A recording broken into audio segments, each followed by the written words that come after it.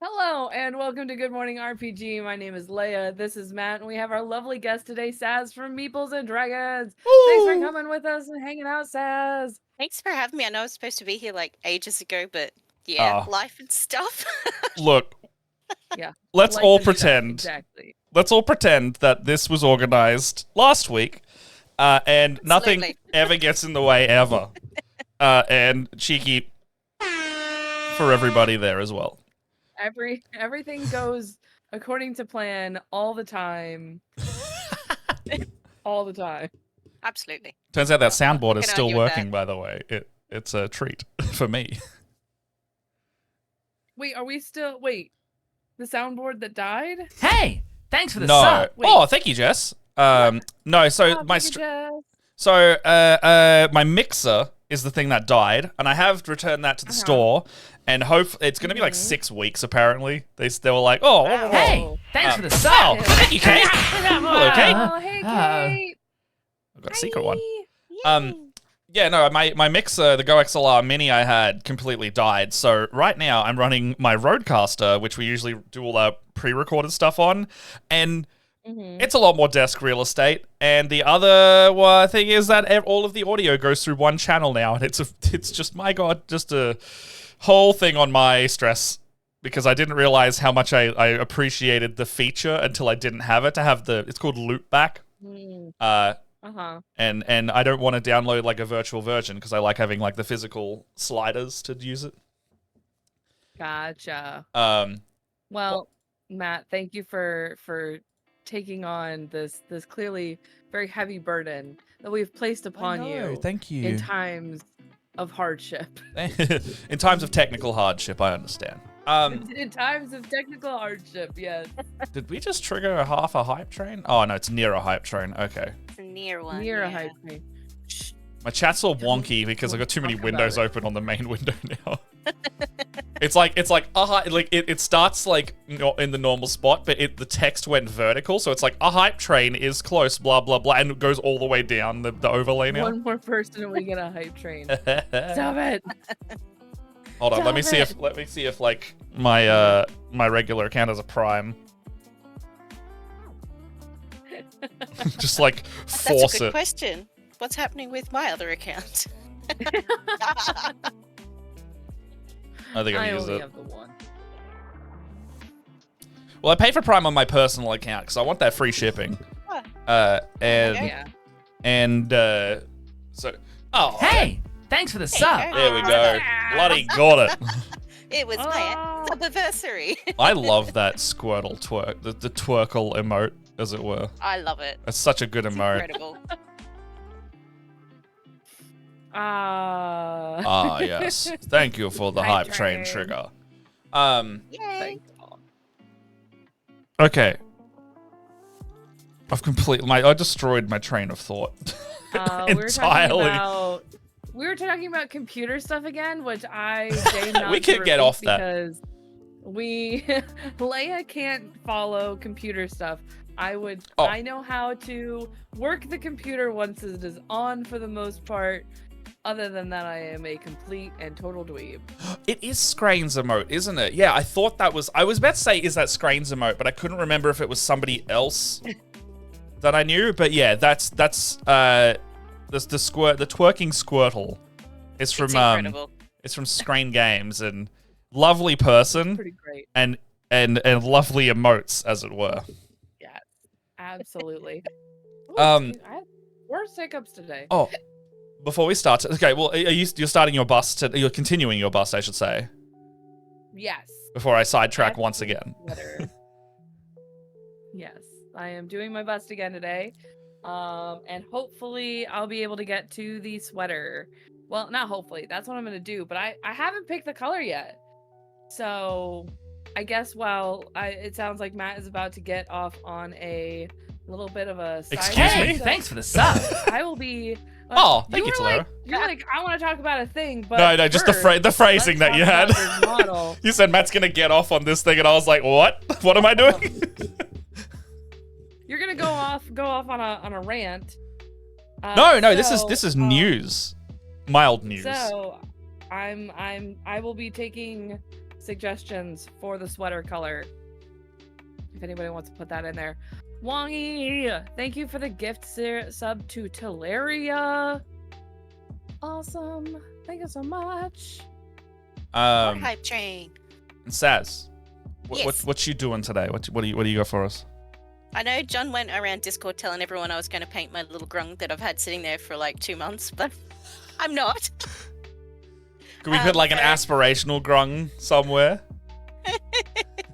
I'll have to get around to him at one stage. I kind of want to theme him after the one that Hamish threw into our campaign. I do remember us, like, when we were first trying to get you on here, we were literally like, you've got that grung, we need you to paint. It'll happen He's right there in my little paint box. It'll happen one day. One of these days. But I got some really cool wool that I was given a little while ago. It's really cool rainbowy stuff. So I thought it's been a while since I did a crochet dice bag, so I'm going to see if I can whip out part of a dragon scale one today. It's been a while since I made one of those too, so That's pretty cool. Love that stitch. Yeah. It's such a cool stitch when it's it's finished. just so pretty. And I had like the multicolors, and I've seen them done in multicolor before, and I'm like, I want to give that a go. So this is bright, colorful. It'll look awesome. The one I love doing the yarn that changes color very slowly. Did that like really beautiful gradient. Mwah, Love that it. stuff. All right, I have coffee. Let's see if I don't knock it over. I did just realize that if I say the news, I need to make sure I'm not going to be under an NDA. So one sec while I read this. Oh, okay. So we're reading NDAs first. So It's a conditions of entry thing, and I'm like, hang on, let me just check first. Well, Matt checks. I don't know. I went to a con over the weekend. Oh yeah, how Talk was about that? For a second. Yeah. What was the Blurred Con? So, as I went to Blurred Con, it is a convention that celebrates BIPOC communities as well as LGBTQ. It was it was probably the best convention I've ever been to, ever. Nice. Which is saying a lot because I've been to quite a few conventions. But like normally when I go to a convention, vendor or otherwise, I always feel like there is this, like, I don't know, sometimes there's just a vibe and it's not always awesome. Like there's always like something going on. There's like some drama that is always going on. But I feel like when I went to Blurred Con, everybody was super positive. Everybody was like very nice and accommodating, and it was great. Especially since, so I was there Friday, Saturday, and Sunday. We were running Dungeons and Dragons Learn to Plays, as well as 2-hour like intro games. Friday, there was only 2 DMs. There was only 2 of us. We were there from 10 a.m. to 9 p.m. We were completely dead from like 10 to noon. So we didn't do anything for those first couple of hours. But like, there was so many people who wanted to play D&D on Friday, and we're like, we are so sorry. We're supposed to have a bunch of people on Saturday, but it's just the 2 of us for Friday. Saturday, there was 5 of us for half of the day, 3 for the evening, which I felt terrible, but I was like, 2 of us had other engagements that we had to do, but so many people wanted to play D&D, and it was so amazing. Everybody was super nice. And then Sunday again, there was only 2 of us, and more people are like, oh, this is the last day of the con. We all want to play D&D, and I'm like, I'm sorry, there's like 2 of us. We're only gonna run the 2-hour games. However, that means because the con is only half the day, there's only gonna be 4 games all of Sunday. Oh. But everybody was like super accommodating, and like we even I think one of my favorite stories was on Sunday. I had some ladies asking, they wanted to play a Learn to Play, which the Learn to Play was like a 30-minute D&D session, just like very easy. We had everything. We just needed people to show up. And I was like, I'm sorry, we're not running Learn to Plays on Sunday just because we only have 2 DMs and we didn't have enough 2-hour games, so we're running all 2-hour games. And one of the con goers was like, if you have all this stuff, I'll do a Learn to Play. I'm a DM at home, and like my friend wants to play. She's never played D&D, and I'll run a table. So she was super nice and ran 2 Learn to Plays like right at the end of the day. And I don't know, we're super. It's like so many people jumping in and being like, "Oh yeah, we'll play a game. Well, we'll run a game. We'll run a game." So it's just like I've never had that experience where like people have been willing to like jump in and help just kind of out of the blue. Just This have was like a thing. it was a super positive community. It felt very like everybody was kind of uplifting of one another, and it just like usually there's con drama, and I don't feel like there's any con drama at all. That's great. It is. The worst part about it was we were in the hotel, the basement of the hotel, so we had no internet. Absolutely not. So sorry if there's flickering on the screen at the moment. Right? I'm like, where's this Caught the corner source of my eye, and I'm appearing? like, what is going on? That's trying not to break NDAs. Well, I have read that, and I was trying to do another thing while you guys were talking. But yes, NDA wise, fun times for that one. So it looks like I can, be cheeky and say it, because as long as I don't disclose things that are actually happening on the recording itself, it should be fine. Mm-hmm. Ooh. But so I only found out like an hour ago, and I'm sorry to Tom because it means I have to bail on a plan. But I've already brought it up with Jess and Sam. But I got invited. So my friend is a very big fan of a certain show. And they're on TikTok, if you've seen it going around, there was like a competition where you can like be part of the audience of said show. And he messaged me being like, hey, what are you doing on Friday evening? And I was like, why? And he's like, I've entered this competition and I'll know by Thursday if I've won. Would you like to come if I win? Because I'll have an extra ticket. And I go, yeah, heck yeah. And he messaged me this morning. He's like, so what are your plans on Friday? And I was just like, hey, like just knew immediately. Whatever you're doing. It's a recording for a certain task-based competition show with comedians that is based on a popular British show that is now in a season number. Don't actually know how many now in Australia. Mm-hmm. So, piece that together what you will, because I also did a panel on a very similar topic last year. And it's cool to then actually go to the real thing. Very cool. Ooh, But, fancy. yeah, that's going to be what I'm doing tomorrow night. And I'm keen, I'm excited. So I was like, I get to live it now. It's going to be taking notes and tomorrow everything. night, I had a panic because I was like, oh my god, is tomorrow Friday? Did I Tomorrow. not even realize? It's not. Time zone, Tomorrow's yay. not Friday. Tomorrow is Friday for us. No, it's not. Tomorrow's not Friday, Matt. Well, Lie. Jess is going to I was supposed to go to this dinner with Jess and a few of our friends, and I really wanted to go, and I moved work and everything for it. And then I was like, god damn it, I'm not going to be able to go to this other thing otherwise, god damn it. Yeah. Kate knows. Kate knows. I'm going to be so inspired for PAX later this year. That's all I'm going to say. Ooh. I said taking notes. Take your notebook. You'll be right. Yeah, really. Yeah, I was like, I actually entered the same thing myself when I first saw it, but I was already too late. Like, it was a day later, and they'd already like filled out all the slots. Oh, wow. Oh, very true. I'll get in contact, Kate, because I think I want to say yes at this stage, pending if it gets up. I hope it does. What else am I doing? What else am I doing? Oh, we're going to come see your show, too. We're definitely going to come see your show. 100% seeing that show. Oh, did Kate decide she was going to do her show? Yes. I know when last she was on, she was like up in the air about it. She didn't know if she was going to do it. It's happening. That's happening. Kate, you're amazing. I love you. I think You're Ellen... awesome. I think Ellen's also toying with a Fringe show, if it has got up already. I don't remember, but I just remember talking about her saying, like, she is also looking to do one the same week. And I was like, you guys are going to be so tired. But I applaud your effort and commitment to it. 'cause, yeah, Ellen had something at Adelaide Fringe, didn't she, this year? Yeah, it was the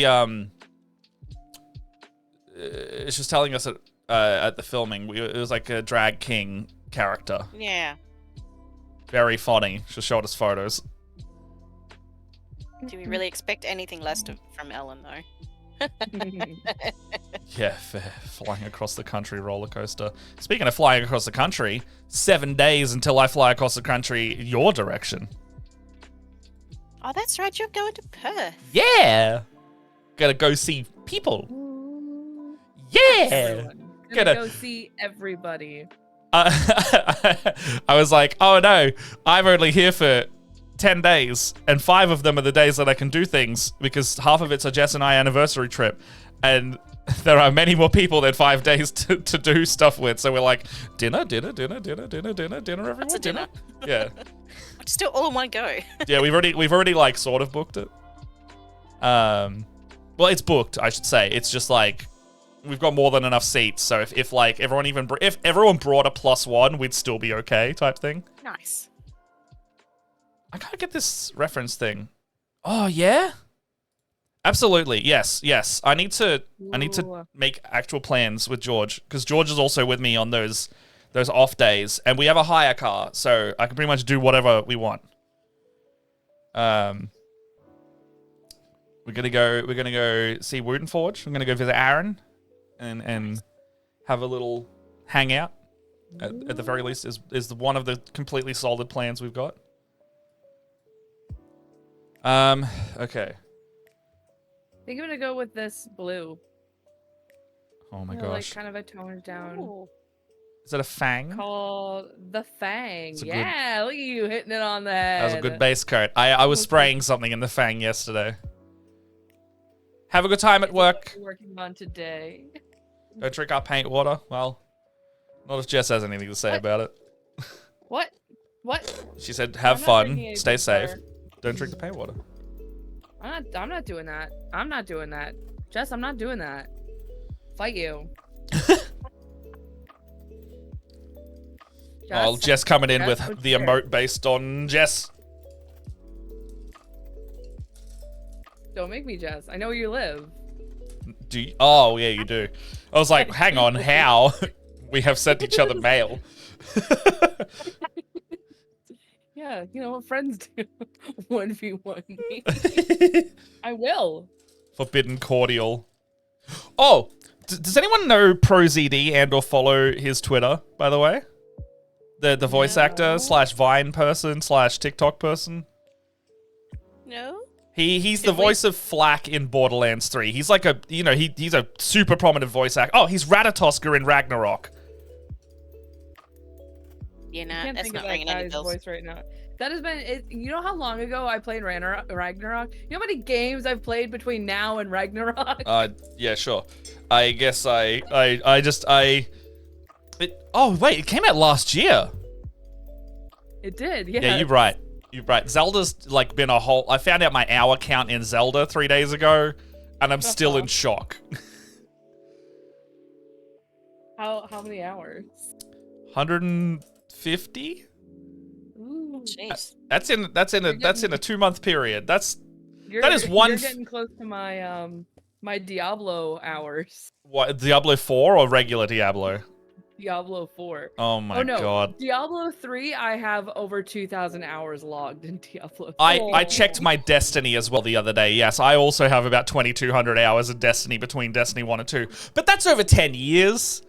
So that's 200 hours per year of Destiny, not in the span of 2 months. So it's funny because I was thinking about it and I was like, oh no, and that's even just on the PlayStation. Because before I owned a PlayStation, I played Diablo on computer. Yeah.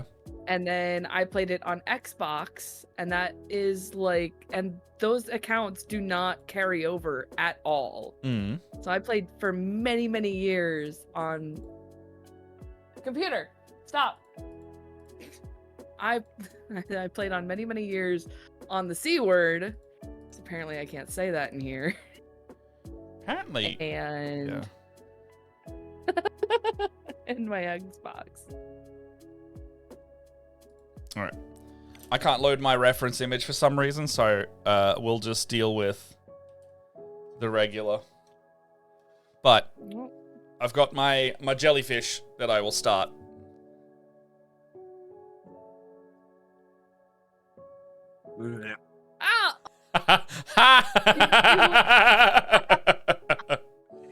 Joke's on you. You just licked all foundation. And I didn't put any setting spray on. I hope you get some kind of toxic bullshit. That's gonna taste real good. I licked my whole forehead. Hey, Velcor, how you doing, buddy?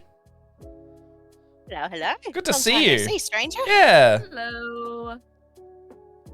Meow. Okay. I'm confused why mommy and daddy are yelling at each other. Meow. Mother. Meow. Oh my god. Like, up into my hairline. What? What a dweeb. Don't get married. Don't do that bullshit. You know, I kind of agree. Just because you're married or not married doesn't mean bullshit won't occur. That's a thing, right? Yeah, but it's like you give him a license to do it, you know? It's not just a marriage license. It's like, hey, let's do bullshit license. Jess, Jess and I are not married, and Jess, how often does one of us pull some bullshit? Because I remember specifically also this morning there was some bullshit. On vacation cleaning the house top to bottom, like pulling the, oh my gosh, that's a cleaning trip for sure. That's a cleaning trip I don't want to do. Yeah. Let me just pull off this tormentor real quick. Phrasing. Sorry, let me get this tormentor off real quick. Like, constantly, says Jeff. And she's not, this morning's bullshit. Oh, hold on. I'm just pulling this off the... Look at that cheese pull. All right, there we go.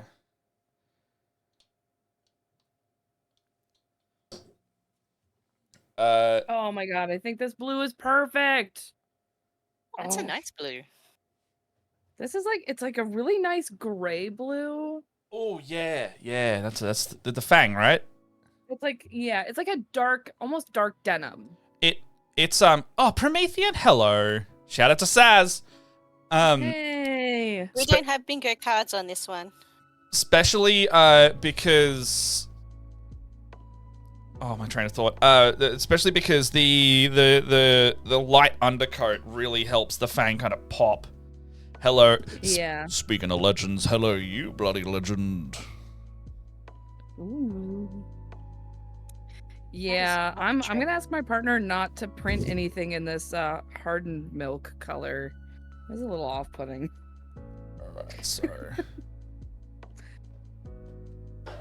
just gonna pull out a bunch of my blues and greys because I'm painting this tentacle. Oh, the night Geo, how you doing, man? Welcome. Ooh, we got friends stopping in. Good to see ya. That haven't been in. Hello. Oh my god, my forehead feels sticky. So let me rattle around in my my paint bucket. It's not working. All right, there we go. Let's do it the other way. All right, I will say this for the blonde hair. It's making me very stressed out. It's like the blonde is so perfect. And now I have to paint around it with this blue.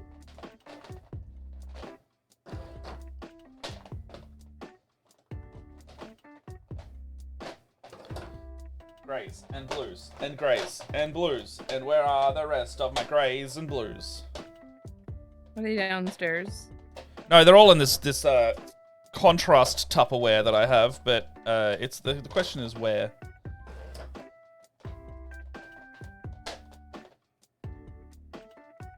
Rhyme, Raid Shade. Oh, Raid Shade won't work. Oh, Promethean, have a good lurk. That's okay. Thank you for stopping in. Yeah, thanks for coming to hang out. Noodle oil. Have you got your cat out, John? Is that what you're doing? Trying to work out how to fit everything into the car? Yes, we're going north. We haven't been north in a very long time. That's the Mackay trip, right? Yeah, we're going up to Mackay. Which I don't think we've been there for about 7 years, I think I worked it out to be. Whoa. Are you... I mean, feel free to not answer, but are you guys, like, from there, or are you from the area? John's from there. Ah. But, so it's half work trip, half see family trip. Nice. The, Love when those coincide. yeah. Well, it worked out that we would get, free accommodation and a babysitter while we're at a convention, so Yeah, very fair. Nice. you Okay, don't say no to these things. No. So Tentacruel kind of has... It's like a red bulbousy... I've got the reference image on in the overlay, but it's kind of like a red bulbousy look to the whatever jelly part of the jellyfish, right? So my immediate thought is the brain, which is what we were doing last week. But now Yeah. I'm like, what kind of red? Because it looks like it's got a bit more... It's like a bluish red rather than just a straight red. It's not a very like red, bright red. Yeah, that's... Yeah. So I'm like, From memory. maybe Bile red is not the way to go here. I mean, honestly, I would go with a Mephiston. I'm all contrast for this because feel I'm like slap chopping. Oh, I didn't know you were slap chopping. Okay, never mind. Yeah, that's why. So if everyone can see, I've done the black and white priming thing for the minis because I don't want to do regular painting for all 47 of them. So I'm like, okay, let's do like slap chop, and then on some of the bigger models, like this one and the Screamer Killer, I'll like go back and do some highlighting normally afterwards, but like just to like foundation paint all of them so they're done, I'm gonna slap chop the majority of them. I think I remember you mentioning you were going to slap chop, and Yeah. I can't believe I forgot that. I mean, it's okay. Yeah, Yeah, like the brain never- squigglies have come up really well, like with the definition of the values. Like even on the lower resolution on stream, you can see every little brain wrinkle this guy's got. Do you have... Isn't Blood Angel a little bit more like darky red? It's not like too much of an orange red. Yeah, so the 3 reds I've got to choose from are Bile red, which is like the pure pigment super bright red. I've got the Blood Angels red, and then the Flesh Terrors red. I'm actually, out of the 3, I'm kind of looking at the Flesh Terrors, but that's quite a dark red out of the 3. Mm-hmm. But it is the most... It does look the coolest, like in temperature-wise, out of the 3. But you know what I can always do? I can paint a little bit on the base and see myself. Yeah, do that. I was trying to think of like a good way to recommend you do a little testy. Okay, so that one is clearly the super bright red. That looks okay, Oh my gosh. but it's quite bright. Digimon cards.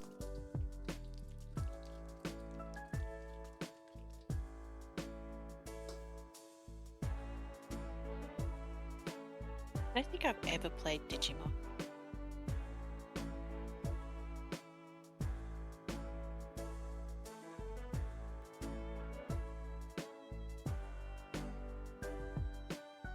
Hmm. Your friends got you into it 2 weeks ago. Okay. Is that like a Digimon card game? Oh yeah, Digimon TCG. I have seen that going around actually. Yeah. Mm. I've seen that. I've seen like there's a Dragon Ball Z one that like is really popular at the moment. I've seen there's one called Flesh and Blood that I saw a lot of Magic the Gathering people switching over to because they were like, this is going to be the next Magic the Gathering. I'm like, well, you need to wait 20 years for that and see if it's still around. But yeah, fair.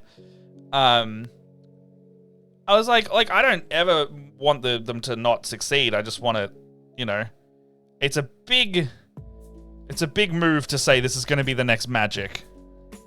It's a very big IP to Well, go up against. It's hard. Yeah, it's a super big IP, but you also have to like think about how Wizards have kind of treated that fan base. Mm.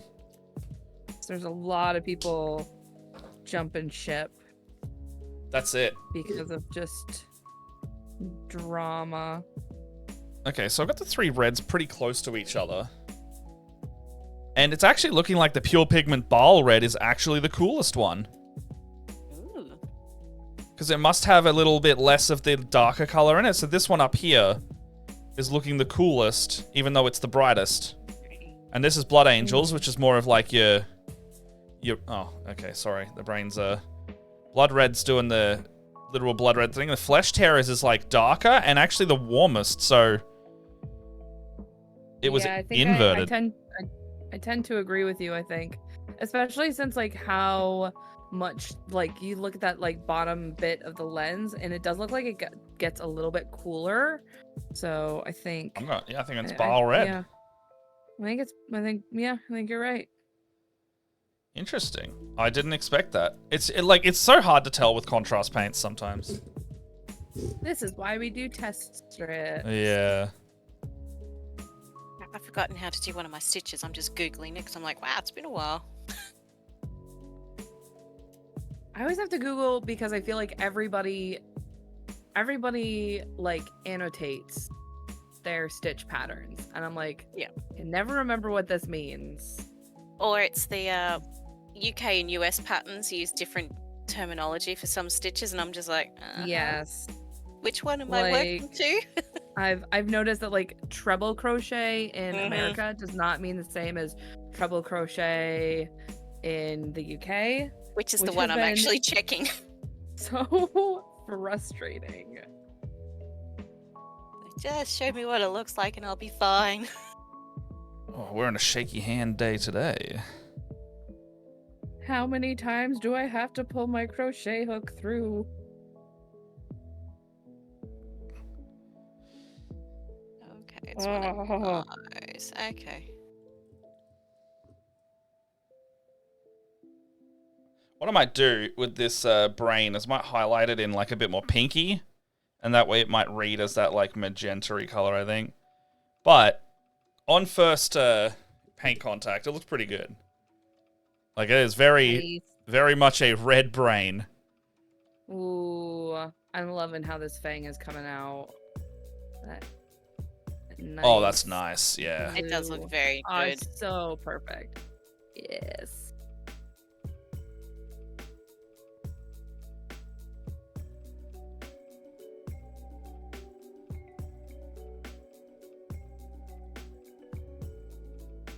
I was a little bit worried because this is supposed to be a gift for my partner's mom. That was making the character look a little preppy. And she is very much not that kind of person. And I am not that kind of person. So it's like I need to pick like a color that I don't use all the time, but also something that might grunge up nicely.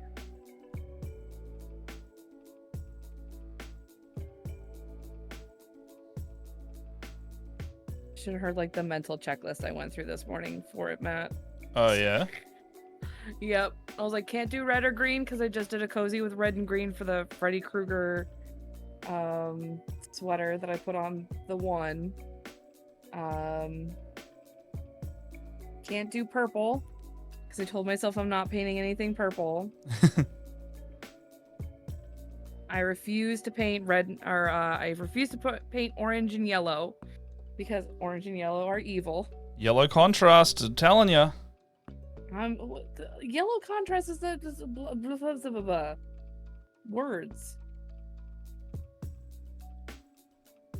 I'm not a big fan of the contrast paints.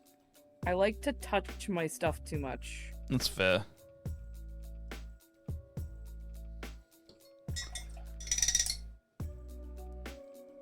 Yeah, it's like I'm just like whatever is the best for the job that I'm doing. Mm-hmm. Personal preference, yeah. The Ellie Kelly. Hey, welcome to the chat. Yeah, like I'm specifically like, I don't want to spend millions of hours on these Tyranids, so I'm just going to contrast half of them. Most of them even. I mean, I think that's a great idea. for this project, what I'm doing is probably not very conducive to that, since I am trying to do, like, I don't know, I tend to do bust in like a more painterly form. Yeah. I think the only reason I was saying with the yellow is like it's one of the only ones that doesn't look contrasty, but also it doesn't give you the problems that regular painting yellow gives you. And I think I switched to it just because it's like I just do it because it's easier for me anyway. Yeah. So I hate painting yellow over a black undercoat so much.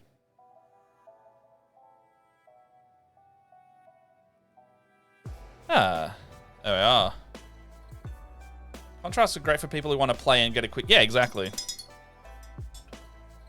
Or do a meme color scheme. I own contrast paints, but it's because they're really good for clear plastic. Oh, They're yeah, so they are very good for for magical effects. Or I did that one tank that's got the stained glass on the front. It is the most beautiful stained glass piece, like, ever. It's gorgeous.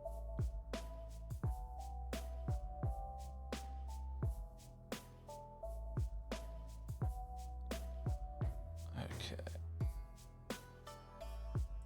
Ooh, maybe I shouldn't have had that coffee this morning.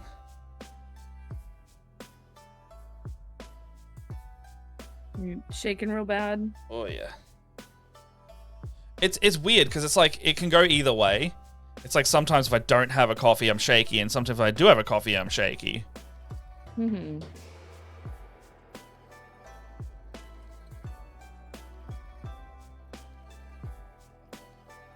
I say that and I take another sip. I mean, you got it now. I mean, it's Yeah. too late. I'm in at this point, The right? damage has been done. Yeah.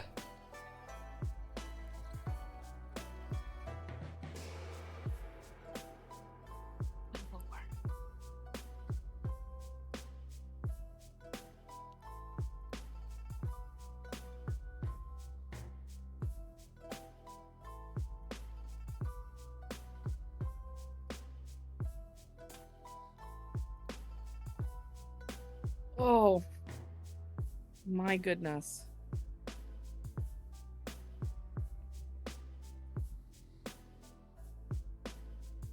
Sorry, I'm painting really close to my chest because I'm trying to paint in between these little hair bits. That's all right.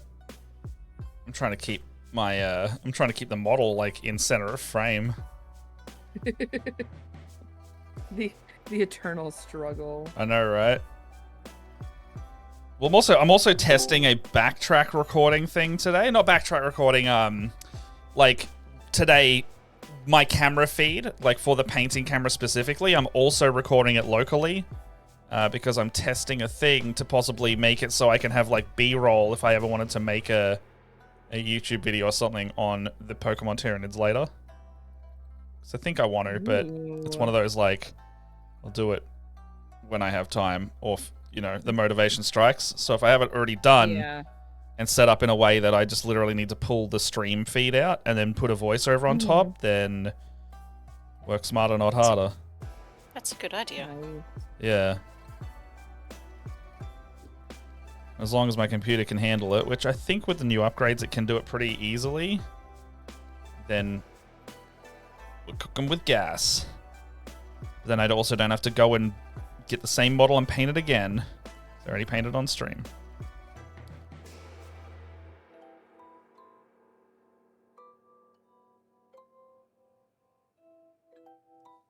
All right. Brain, looking good. Nice. Just realised I don't have any stitch markers with me. Let's see how this goes without them. Contrasts are also good for glazing and tinting and adding shadows. Yeah.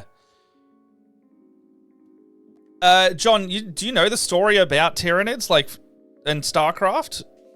The whole Activision, Blizzard and Games Workshop thing? be surprised if he didn't. That's why I'm like not immediately launching into the explanation. Yeah, this is all the Leviathan box. So I've got the Screamer Killer here as well. We're gonna paint this like a Machamp. I've got loads of these little Neurogaunts. I've got the Tyranid Prime's gonna be a Scyther. We planned it all out last week, and they look really good. And the Neurotyrant is gonna be a Tentacruel, and the Neuroloids are gonna be Tentacools.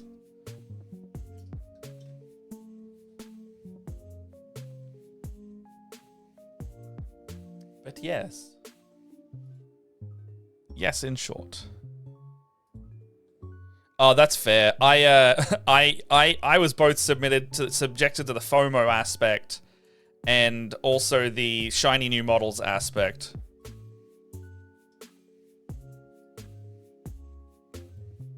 I also like getting in on the new edition box sets, I guess. I got the Indomitus one as well.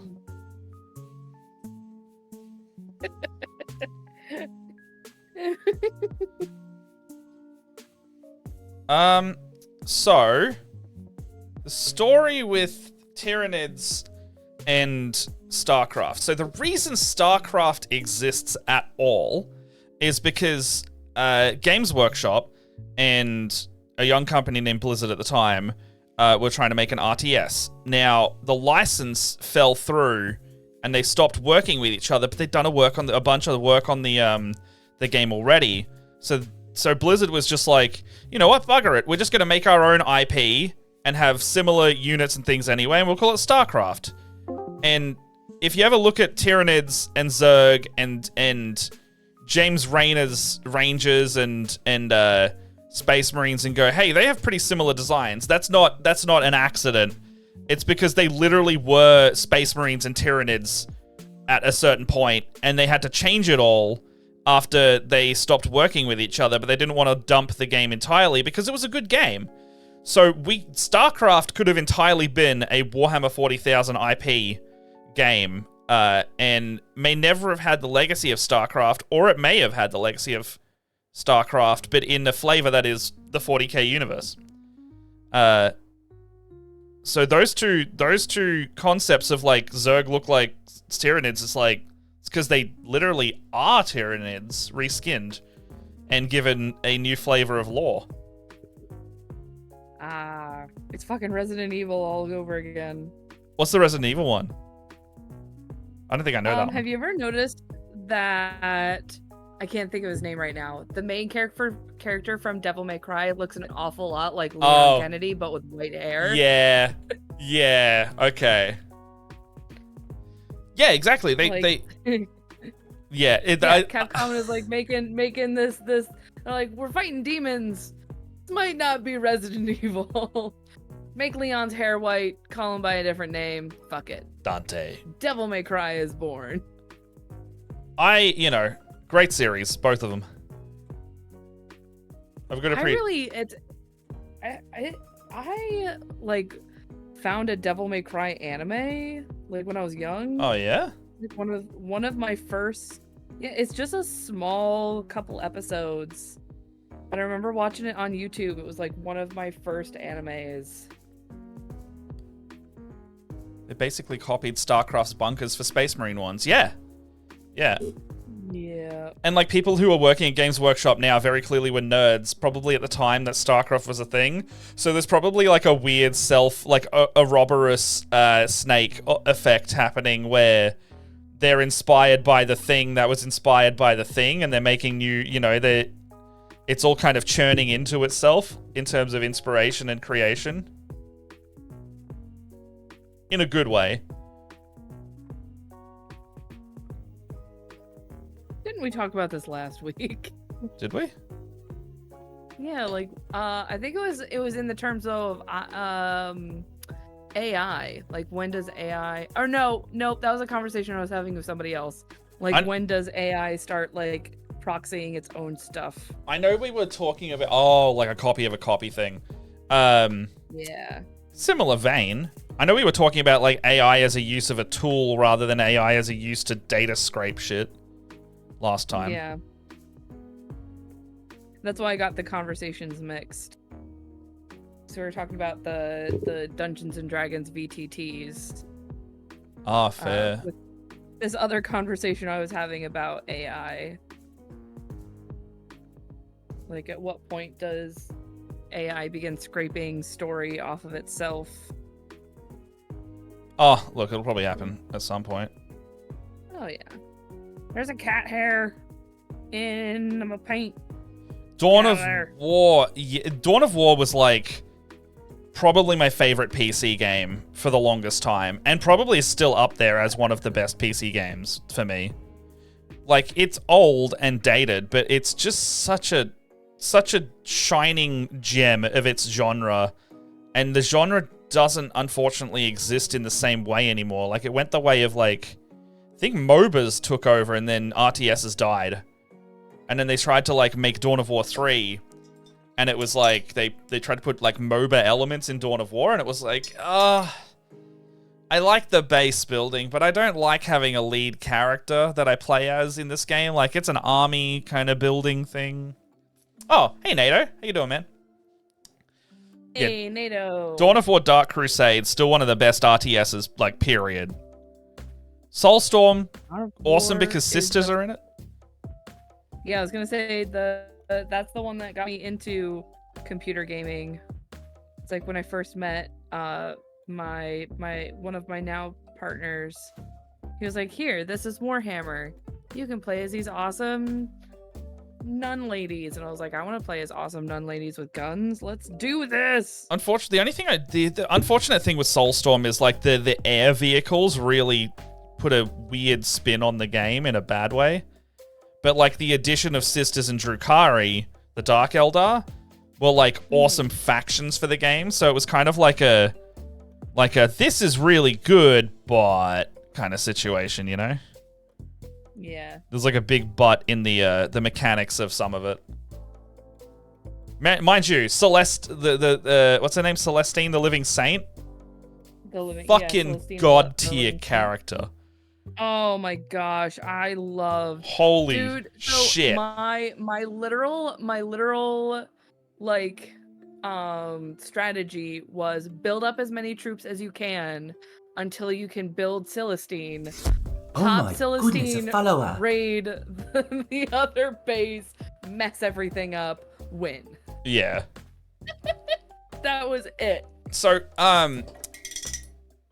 There's actually so the THQ servers and THQ Nordic and all that shut down, right?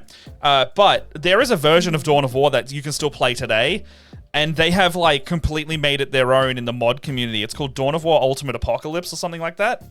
And they've removed all of the population caps, so you don't have like a limit on how many squads and vehicles you can have anymore. They've added Titans, they've added all of the races, of the factions. Tyranids are in it. And they've expanded the range of everything. Like, it's a bit buggy because the models are only okay, but it keeps getting better over time. However, that community is like still playing Dawn of War, and the improvements to that game is massive.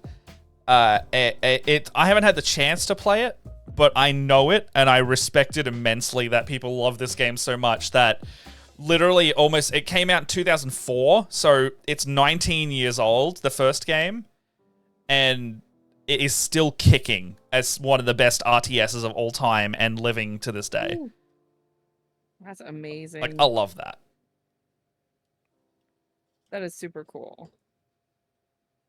Oh, thank you for the follow, Ellie Kelly. Oh, thank you so much. Welcome, welcome. Stick around. Have a good time.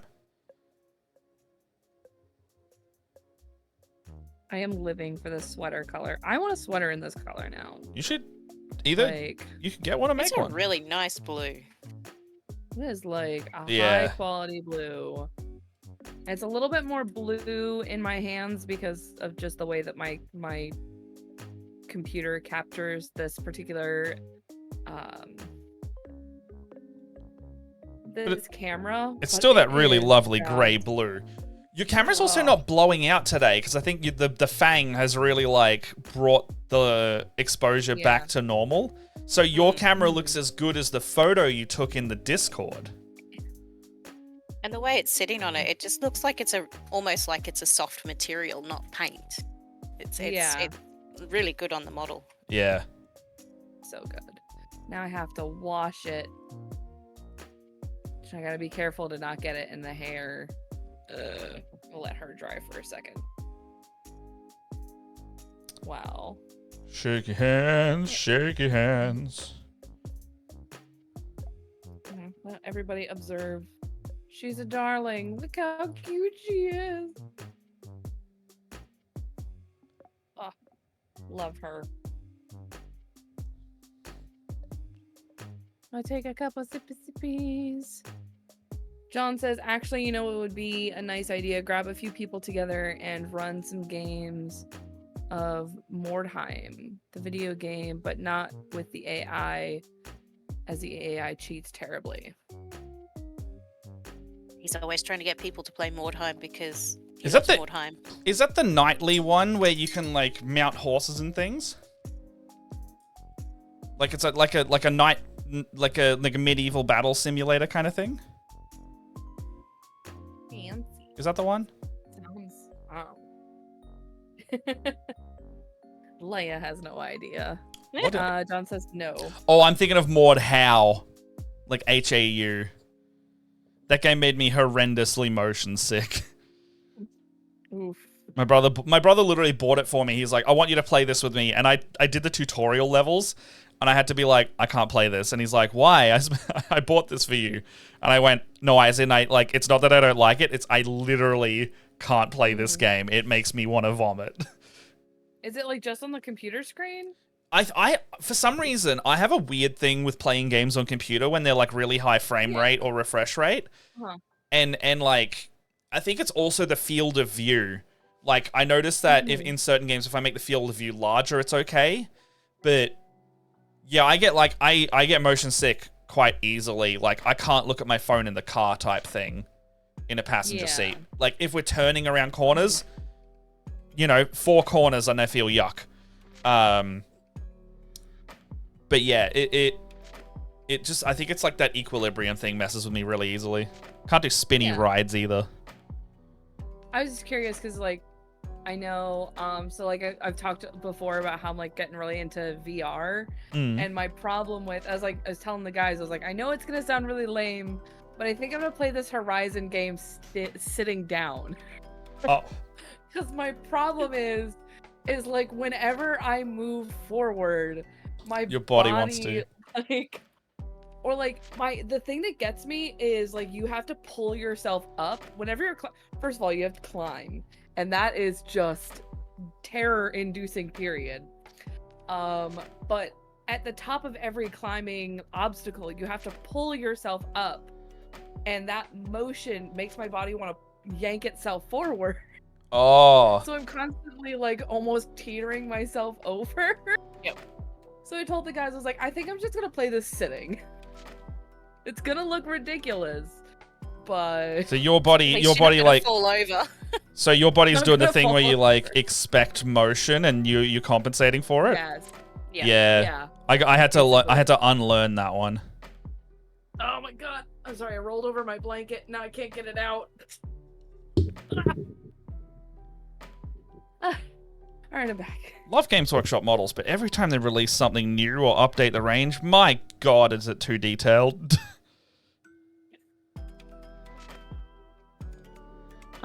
It's a Games Workshop IP set in the Warhammer Old World in a destroyed city of Mordheim that is corrupted by chaos. You control a warband and investigate the city looking for meteorite. Oh, that reminds me. I do know that game. Yeah.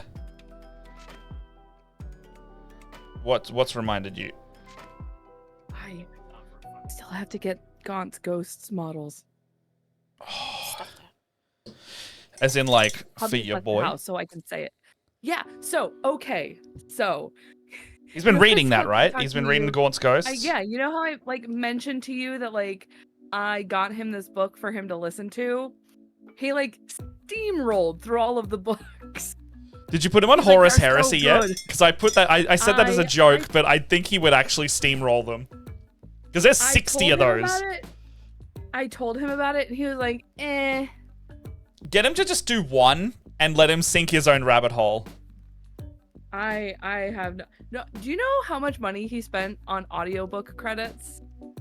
No. Like, cause he would finish them in like he would finish a book in a couple of days. Well, And he's like, I he's only does get he, one free credit a month. is he doing like is it like he's listening to it like while he's working or something? Yeah, like he used to. This is back. Is in he his doing old job. the driving? He could like. This is because he hurt his knee. He wasn't driving. He was like taking care of their breakdown because he was working for a moving company. He would like work in their like cardboard breakdown area, but because he was basically left alone the entire day, he got to listen to books. And he was always telling me, "Oh, I'm so bored. I don't know what to listen to. Critical Role, just it's not enough. Like, No, I I get don't you. have enough hours." And I was like, "Here, I bought this book on audiobooks for you. You should check it out." And then like a week later, he's like, "Yeah, I'm on book 9. I found out that they don't have book 13 on the audiobook." Like, Jesus. A week later. Dude. And I mean, whatever works for, and he listens to them over and over and over again. I don't remember which one it's which. I just know that there are like, I think there are like, I want to say like 50. I don't know. There is a amount of books, and like I want to say the second or third to last book is missing in the audiobooks. So he has like he hasn't wanted to continue because he doesn't want to miss. You just got an ad for Audible? That funny for one. Two, I'm trying to find the settings when I remember to do them, to try and change it that we have maybe like scheduled breaks on the hour or something like that. But I need some time to set up like the ad reads for the subscribers. Otherwise, they're just gonna have like a random BRB screen. Oh, they're $75. Oh, I can't sneakily do that. Oh yeah, they're not a cheap squad. No. Okay. But I know that like we had you're like, that they make a model for that. And I was like, oh my god, that would be so cool. Oh, Ellie. Hello. Hello, Ellie. You are not late. You arrived at precisely the time that you should. Ellie is a wizard. Yes. Okay, so I have blue choices now for the carapace. So I'm going to move on to that. Ooh. All right, now look, we've got 4. Now, Tentacruel, it's kind of like, it's like a sky-ish blue. Not too bright, not too dark. But we've got a couple choices here. I'm kind of liking this one down here in this region. This bottom, you can see it, this bottom right one. There's also like a really saturated blue, and then there's like a dark blue, and then kind of a medium in there. I like the first one. This one? Or this one? The first one. The first one you keep pointing to. I'm sorry, I have to keep waiting for the Twitch to catch up. The one closest to the red. Happening. Okay. Yes, the one closest to the red. Okay, sweet. Yeah, that that's... one's got that like lighter tone. It's not as saturated either, which is tickling what I want. Yeah, because it doesn't look like it's supposed to be. I can't remember which one it is. It's oh jeez. It's sort of like a nice Space Wolves blue. It's actually not that gray. It's quite saturated. No, that's me. I'm doing Space Wolves gray. I don't know which one it is. Oh, Shit. If I wash this with blue, will it be too blue? It's not Celestum. That's too dark. I didn't even use Ultramarines, so it has to be Talisar or Azaman. Talisar's just that one. put another swatch on there and see. I did, but now it looks different. Are you gonna like fuck yourself up if you're painting the base a whole bunch of different colors? No, I'll just reestablish. I think I'm gonna use Drakenhof Nightshade because it is still kind of a gray blue, and since that's kind of what I'm going for. Oh shit. We'll do that.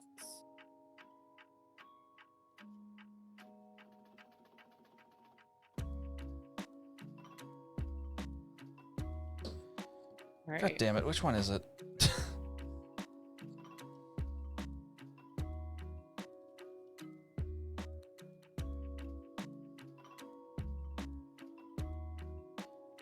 I think it's that one.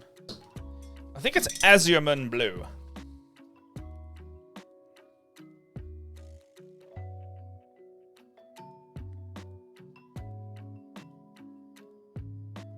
Frost Heart's too grey blue. It's got to be that one. And I know what Talisar looks like, and it's too saturated. So it has to be Azumin. Azumin. Azumin. Azurman.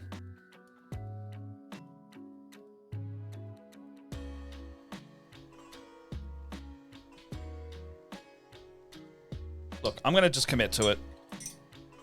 Commit. Who's that Tyranid? It's...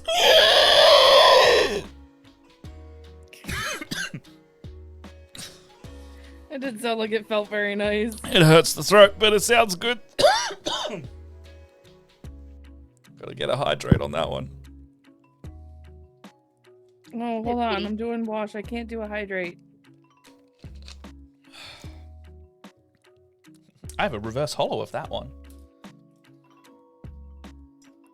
I learnt what a reverse holo was recently. Rarities of cards are wild. Okay. Just, it's like, it's a holographic shiny card, except they've reversed it, so it's not the picture that's holographic, it's the rest of the card. It's weird. A little bit. Yeah. And apparently, like, it doesn't make it more valuable, it's just a different version of the rare. Oh, that does look nice. Oh. Seems confusing.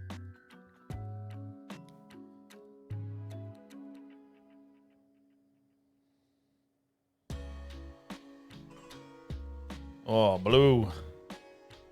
It's so blue. Is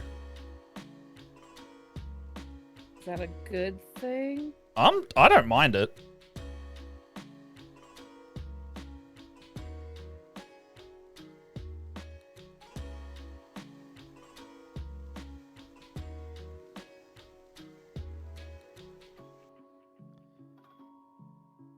Like, the goal is as long as it reads as, like, a Pokemon, right? Yeah.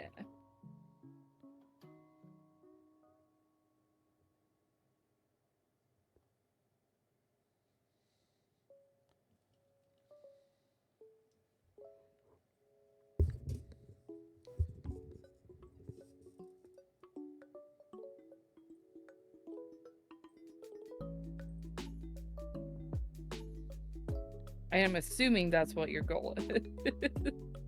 Sorry? I said, I'm assuming that's what your goal is. Like, to make him read as Pokemon? As long as it reads as a Pokemon. I mean, it kind of is. I mean, the blue is, like, the blue is so vibrant. Yeah, I'm thinking, like, it's going to be, like, a Slap Chop Plus. Because I'm going to take some of these, like, I'm going to take some of these more character models, like the Neuro Tyrant and the Screamer Killer, and maybe do some extra highlights and dry brushing on it. Just because they're like, there's only one of them. Versus the Neuro Gaunts, where there is 11, and then there's 20 of the other little guys. And they're all going to be like junky Pokemon, like Pidgeys and Rattatas and things.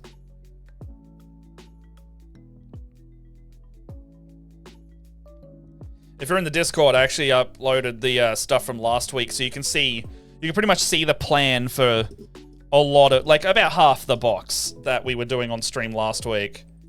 And they look really good. Like, there's like a Ralts leading a legion of Nidorans and Shinxes and Poochyenners. Alright. We're gonna cross our fingers for this wash. It's all in the artsy stuff area.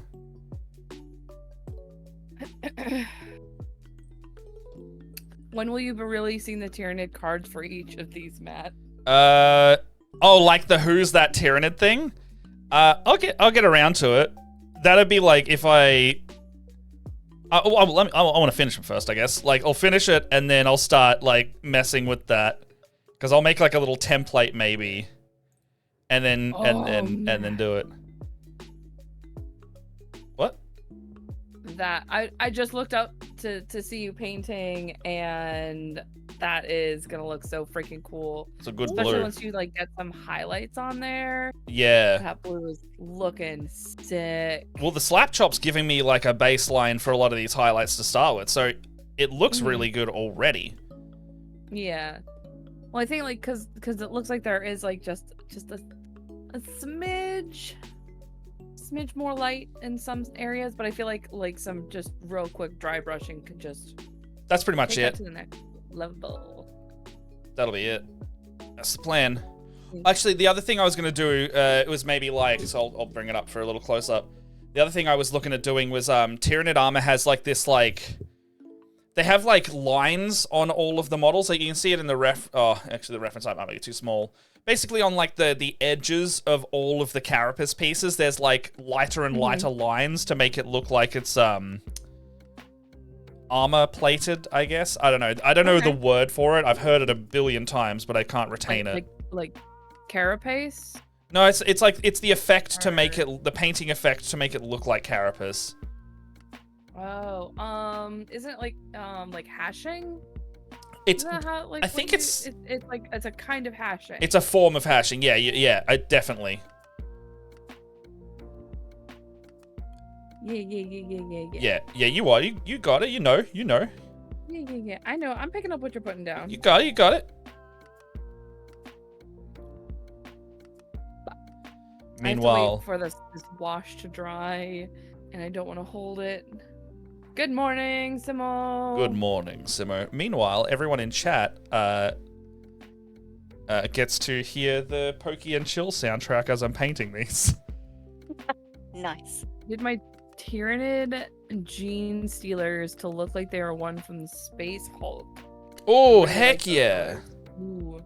That's like the OG version yeah. of them too. Like the purple and blue is really nice. I don't know if it's because we've been doing this stream and my phone has been listening to me, but I've been getting a lot of like how to paint how to paint Tyranids, like specifically Tyranids as like different kind of like horror creatures. Oh, I cool. think my favorite ones Ooh. so far have been painting Tyranids to look like they came from Alien. Oh, like the Xenomorph? Is that the That'd be Midwinter cool. Minis video that you watched? Midwinter Minis? Midwinter Minis has a video that he just did on the Leviathan Tyranids. That he's like 10 different ways to paint your Tyranids, and one of them was literally like an alien Xenomorph color scheme. It's one of the little baby ones. It is Midwinter Minis, actually. There you go. Yeah. He also did earthworm themed Tyranids, and they look disgusting. What? Like they just come out of the ground earthworms. They're all pink and covered in dirt. Oh my god, they are gross. Yeah, he also did like grassy ones where he got love some that. like hobby grass and stuck it to the top. He has fantastic videos. Like classic 90s colors. Yeah. Painted like Jurassic World. Yeah. What's this one? Oh, a lava nid. Yep. Oh. He does really good videos if you want like achievable mini painting results, because he's like, he's a really good painter, but Yeah. his niche is like not like he doesn't focus on like the super high end. He focuses on like he stuff doesn't you could do do. anything he's not doing anything like super overly complicated. I love this. Oh my gosh, this one he's doing that's got albinism. Yeah. This one looks freaking cool. Oh, they all look cool. I've been watching his stuff for like years. His stuff is so cool. Yeah. Yes. Also just seems like a really nice dude generally. Oh, for sure. For sure. All right. Oh, head scratches. Oh, just like that moment where you take a step back and like look at the model You look at it and you're like, whoo. and you're like, Ooh. oh, who's Ooh. that? Who's that? Look at that. Who's Ooh. that? Who's that coming down coming down the warp portal? Not you. Tentacruel.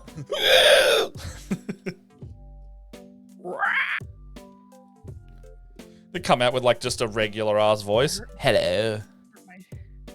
Can I suckle on your universe? I still have some wash that's not quite dry. G'day, Black Sword. How you doing? It is Thursday. Happy Thursday. It's Wednesday, Matt. Ooh. It's Wednesday. It's Thursday. It's Wednesday. It's Wednesday. It's Wednesday. Have you seen the coconut crab Tyranids? What? Because if anybody hasn't seen the coconut crab painted Tyranids, that's like one of the most popular non-traditional color schemes that they have, and it is so fucking tedious, but it is beautiful. Do yourself a favor, Google it. Like, Google coconut crab Tyranids, and you won't be disappointed on how nice they look. She says, Like, for the best. is it like furry and brown and stuff? No, it's like that the outside layered of the coconut. It's like layered brown, and then like a coconut crab's carapace has, it's like got those colored brown dots going from dark brown food. all the way. No, not like an actual coconut, like a coconut crab. Oh my god! I warned you I wasn't functional this morning. No, it's all right. Yeah, no, like it's literally like the transition of dots that they have to do is just. Why do these look so good? It's wild how good those look. Oh my gosh! Like one of those like. Oh my god! That's like one of those like I want to do that, but that's so much work color schemes. So much work, but it's so cool. Especially on the bigger models too. I like how there's an entire thing that says crabnids. Yeah, crabnids.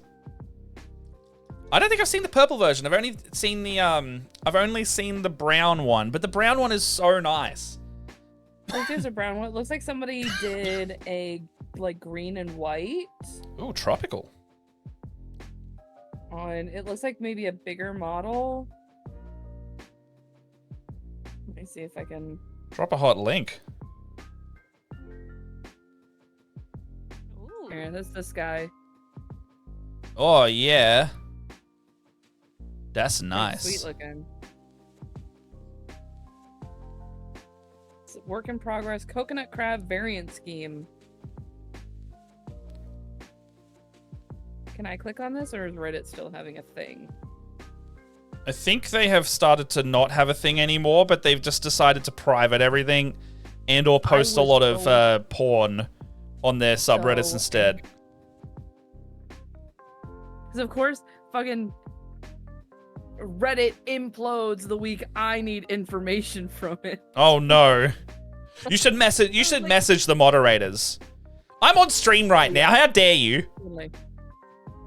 No, it was like, so when I was sick, like Reddit imploded while I was sick. Oh. So while I was sick, and if I was awake, I was playing a lot of Spiritfarer, just because I had just finished the Cult of the Lamb before they came out with their new new free download, their like free content. Yeah. So I was like, I'm gonna give it some time before I play Cult of the Lamb again. So I'm gonna play Spiritfarer for the millionth time. Also because I haven't played it since their free content came out. So I played that, and there were like a couple of times where like there were like I was having some issues, and I would go to look it up, and the first thing that would pop up is Reddit, and I would go to Reddit, and there's like the Spiritfarer subreddit was privated, and I was so angry. Like, I just want Spiritfarer stuff. She's screaming at her phone, give me my information! I just want it back. Oh, Black Sword put the link in Discord. Thank you so much. Oh, Black thank Sword. you. So is that the coconut crabs? Thing, possibly. I don't know. I haven't seen. Where have we put that? Being artsy stuff. Ooh.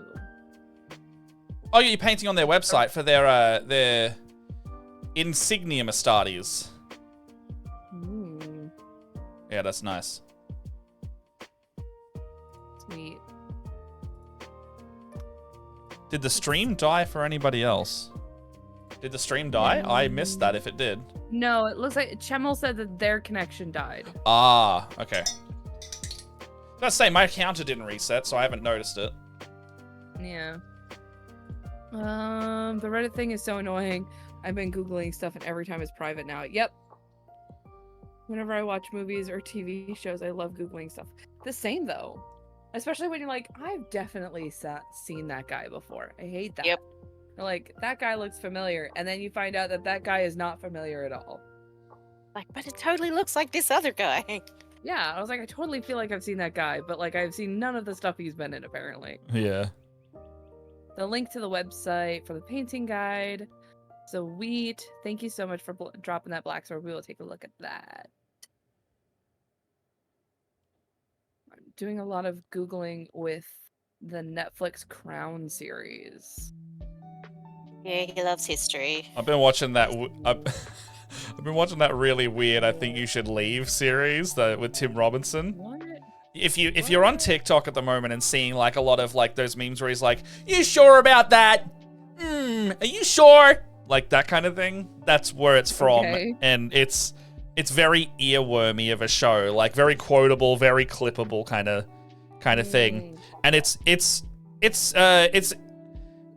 in a similar vein to Auntie Donna, where it's like very absurdist humor and stuff just kind of ends and progresses. But it tickles enough that I have rewatched it already, and there's 3 seasons of it.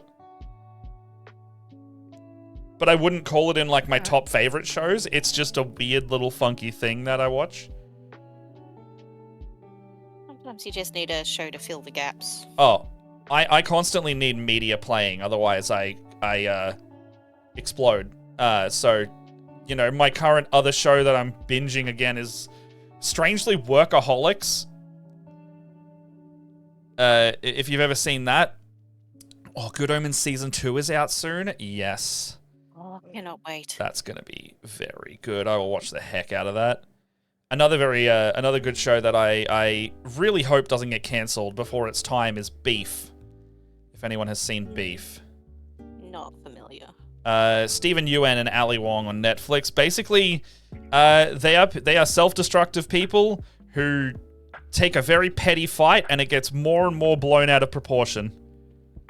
Literally, it starts with them cutting each other off in a parking lot. And the first episode ends with one of them pointing a gun at each other. Oh, God. Yeah. And that's Jeez, that's episode 1. It's a dark comedy. It's not like, you know, action. It's like a dark comedy / drama. Oh, you know what? I think I saw a clip of that on TikTok. It's well worth your time. Like, very, very unique series. So, we've been kind of on a I don't want to say classic because that'll make me feel old, but like the anime we grew up with. Standard car park conversation. Binge. So like we binged Trigun. We did a little bit of Cowboy Bebop. Trigun. I'm not a big fan of Cowboy Bebop. I thought it was just okay. I haven't seen Cowboy get into Bebop. it. Well, I would definitely go with the anime and not the live action because I- the live action was dumber. Yeah. than the- I wanted that to work, but you know, it just doesn't translate well enough. Trigun was freaking awesome. Yeah. So the one that I was doing by myself for a while was Inuyasha, because Inuyasha was one of well, I shouldn't say one of, it was the anime that got me into anime as a kid. But I had never finished it. I was like one of those kids, I didn't have like access to like seeing the DVDs or anything like that, so I'd never seen it start to finish. So we finished it a couple of weeks ago, and then I found out that there is a sequel series that came out from 2020 to 2022 called Yashahime. I was like, I have to know. I have to know. John, don't come at me with my Inuyasha, all right? I have a soft spot for it. I know it's dumb. Speaking of anime, did Bleach get like a new movie or something? Because I'm seeing Bleach hype around at the moment too. I don't know. No Bleach idea. has got like it's Bleach is a whole mess of things. Although granted, Because I never watched Bleach. Bleach. This incredible manga called Ranma 1/2, which I love to death. They added Bleach to Disney. Bleach is on Disney?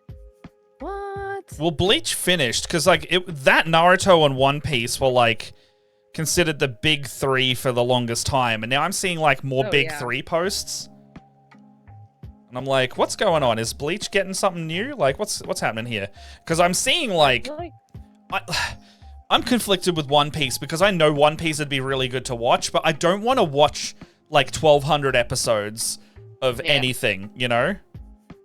And so like, and that's the problem. It's like a lot of people are like, oh, it doesn't get good until like X arc, like X 100th episode. Yeah, and it's like or I don't want to watch. Just stick it out for any number of hundreds of episodes. If I am not immediately hooked, I'm out. I do that with anime. People dude, I did that with Game of Thrones. I don't like Game of Thrones. Because people are like, just give it the first season. I'm like, you're telling me I have to waste 10 hours of my life to like anything? That's not something I'm willing to do. I'm going to be that person and say, just read the books. The books were so much better. I'm a terrible person at reading. I have to usually watch my mediums. That's fine. It's not like, it's ever going to get finished. So why? That's the other thing. Why start it when I'm never going to reach a conclusion? That man's going to die, and he knows he's going to die before those things will come out, and I think he's resigned to that at this point.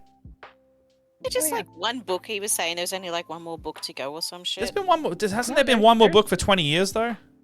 Oh, I don't know. I would really like to read the years. ending of it that he intended, not Like- what this show intended. Like I think I talked to Jess about this. Didn't the entire series start and finish in the span of time that he didn't write one of the books? Yes. Yeah. actually. There's Something no like hope. There's no hope for any of us if you want that finished. I do though. I was like, honestly, I mean, I just block everything out that's like after the 5th season. That's fair. Oh man, I really wish they had finished Game of Thrones. It's really a shame that they only got 5 seasons. Jess was so into Game of Thrones, like so religiously watching it. And the second that last season finished, she was just like, I'd never seen an entire zeitgeist of pop culture just disown something so fast.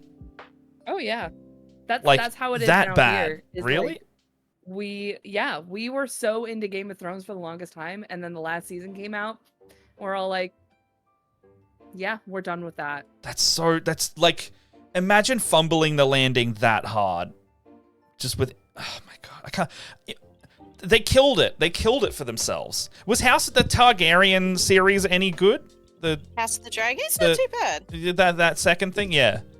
Don't expect anything like mind blowing, but it's not bad. Oh, I'm not gonna watch it. I'm just curious. I was so angry at Game of Thrones that I was a Targaryen fan. I like lived and died by fucking fire and blood. Like Targaryen was like, that's where I was at.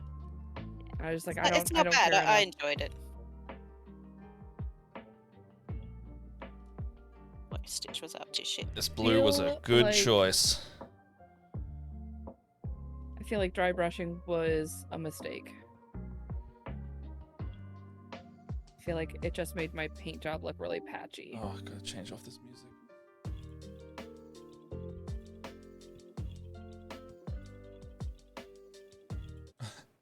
Partly because I don't want to play the Zelda lo-fi, partly because I can hear Korok chimes in my ears, and it's triggering an in-game response where I need to go look for them, but I'm not playing the game right now. I would hear that noise in my sleep for the longest time. After Like the little boys played Breath of the Wild. Yeah, like the little oh yeah, yeah. Meow. I wish I could get my voice to go that high. Yeah. Sorry, I went ha ha ha, and my cat immediately was like freaking out. Have you tried those? Have you seen the thing on TikTok where it's like talk to your cat at all?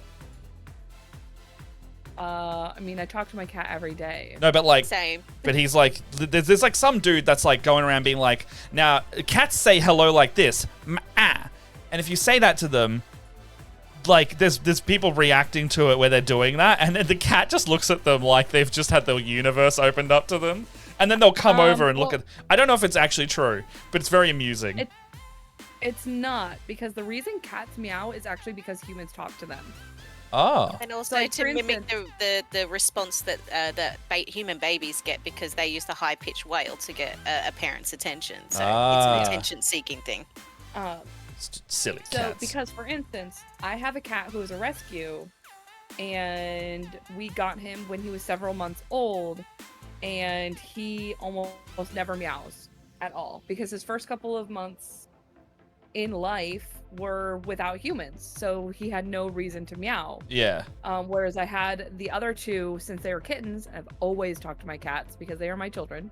The rescue only meows when it is dinner time. Ah.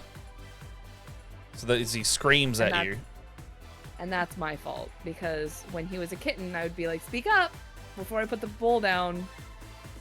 And now my cat is like, he only meows when it is now dinner time, because he knows if he meows, he gets food, and that is my fault.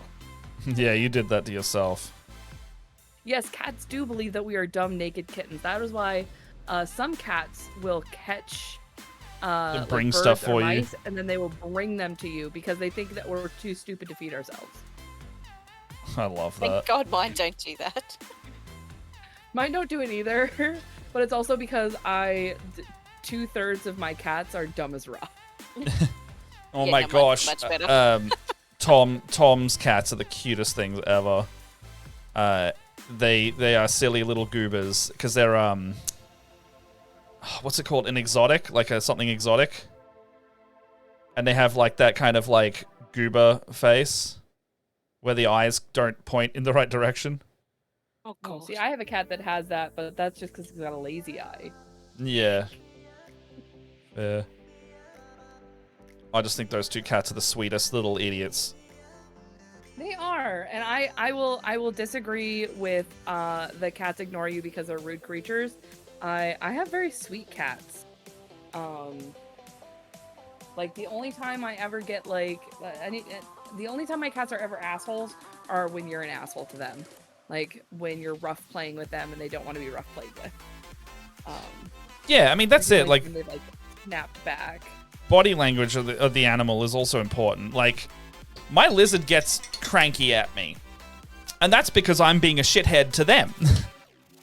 But like I can understand his body language going like, okay, he's flaring up, he's getting twitchy, like he's moving his head quickly. That means he's either stressed out or he's getting pissed off. And like, you know, if he opens his mouth to be like, go away, then, you know, if you mess with him after that, he's going to bite you. That's your fault. I've only ever been bitten once because I continued to mess with him. And I've owned him for 8 years. Like, people are like, you're going to get bitten in the time you own a reptile. And I'm like, well, you know, it's depending on what you do. Callus has bit Jess a total of once because Jess freaked her out and it triggered like a food response and she just wrapped around her. But she's also a tiny, tiny little girl. So, it, you know, bit of water on the head and she was like, nah, and let go.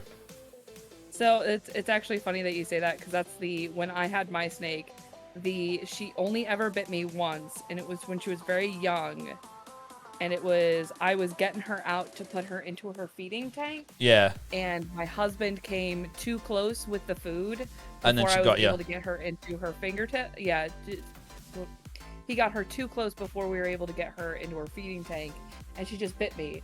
And I was like, well, this is uncomfortable. And yeah, just ran a little bit of water on her, and she was like, oh, not food. It's water or like alcohol smells. They really hate it, so they'll like let go of anything if they're near that. I did not. That's why when like Yeah. So yeah, if you get bit by yeah. it in the wilds, you just get some hand sanitizer out and you put it near them, they'll be like, "Bleh." Yeah, when my snake was getting really aggressive, we used to, like, because we still had to get her out to clean her tank and give her food, we used to put like hand sanitizer on our hands before we would pick her up, so she would snap at us. She'd be like, ooh, not food, no thank you. But I got a notification she got adopted and she's in a very happy home, so Hey. was very good. Get that update from the shelf tour we sent her too. Oh yeah, you like, I can't. Cats and snake cannot cohabitate. Nope. Okay. Black Sword had asked a very awesome question. I like the idea of your Pokenids. You're gonna do some Pokeball shaped eggs on the bases or something, and the Tyranids usually do have like egg sacs on the ground here. So yes, that is definitely what I will try and do. How do you guys get stopped? And also, how do you guys stop cat hair or pet hair getting in their painting? I have lizards and no hair animals, so I don't have that issue. But I do have a Jess and a beard, so it happens every now and then. So actually, I had this happen to me today. Is I was clear coating because I didn't want to mess up my model's hair while I was handling her to do her sweater. And I was clear coating her, and I saw a cat hair that I had like clear coated into the hair. I had to very carefully pick that out. Sometimes you just paint it in. it is a feature now. There's been a couple of times where it's just been like, ignore this section. That's a cat hair. I've got a couple of times where like I've had dust on the model collect and I haven't like brushed it off properly, and so like the sealer has had the dust in it. Same thing. Soft bristle toothbrushes are your absolute savior. Speaking of, when it comes to those, I actually just get one of my dry brushes and just give it a little zhuzh with no paint on it. I forgot that you use a makeup brush. Yeah, so these are my main dry brushes. These big guys. They're get out of the way, paint. But yeah, you can see one is quite used on terrain because it's very green. Yes. Makeup brushes are really green good. Dragon. Sorry? What was the green dragon that you did that made that brush green? It would have been that, and also I do a lot of terrain. I like green terrain quite a lot. Like, cats are independent. They have their own lives and don't need to be entertained. I disagree with that. I just feel like my cats need attention all of the time.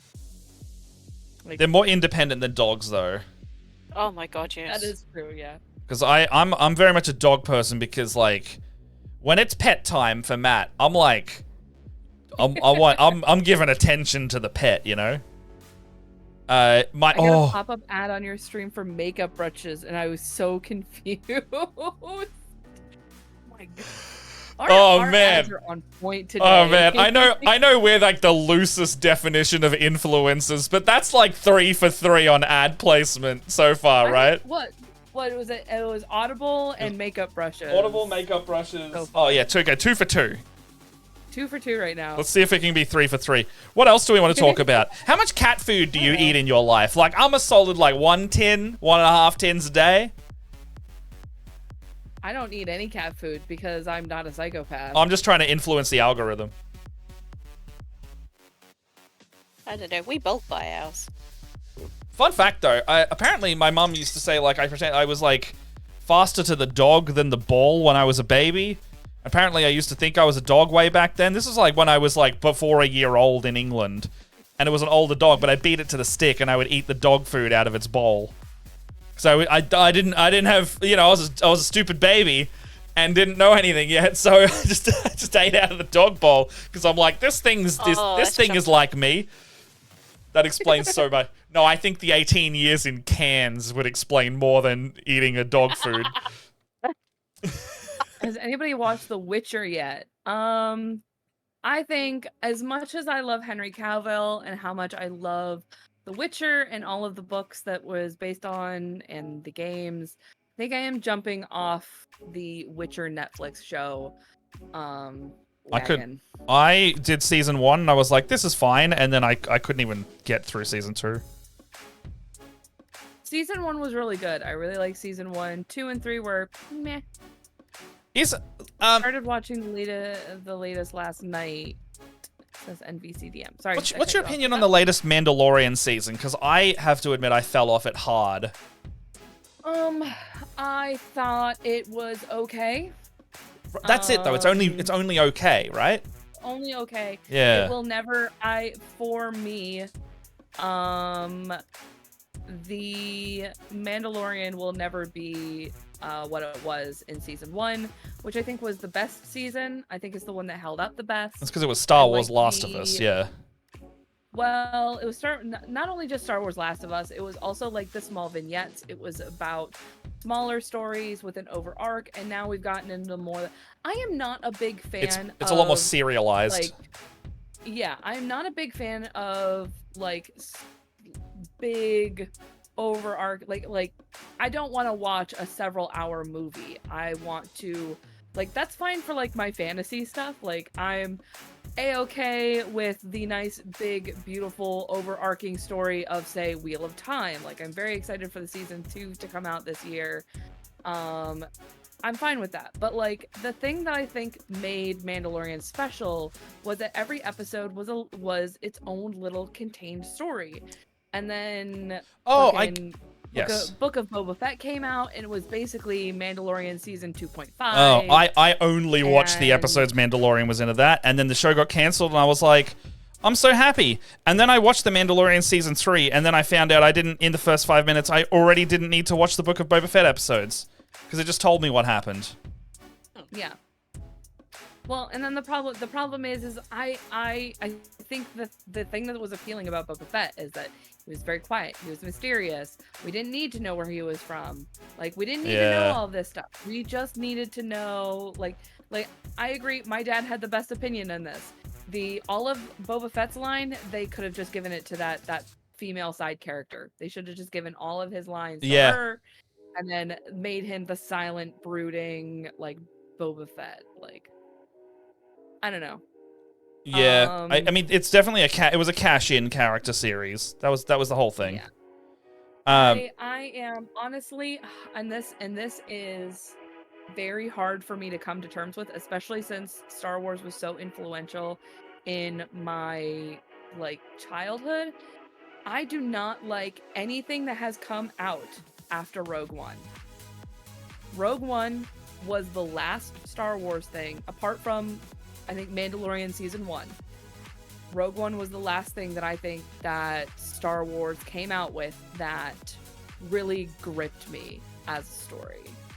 It's because it's too saturated right now. I agree with that. But I'm saying this as a fan who, I am only a Mandalorian fan. Like, I couldn't give less of a shit about a lot of the other stuff in Star Wars.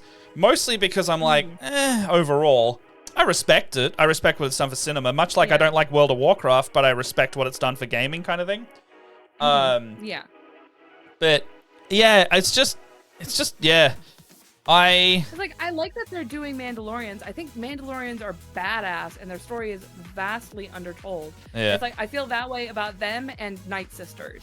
Like, give me more Night Sisters. I want to see some more of the brothers. I think they'll definitely come out. Shit. I reckon what they're doing is they're going to slowly work. With, Sorry. Especially with the hype behind the Star Wars games, the Jedi Force Awakens.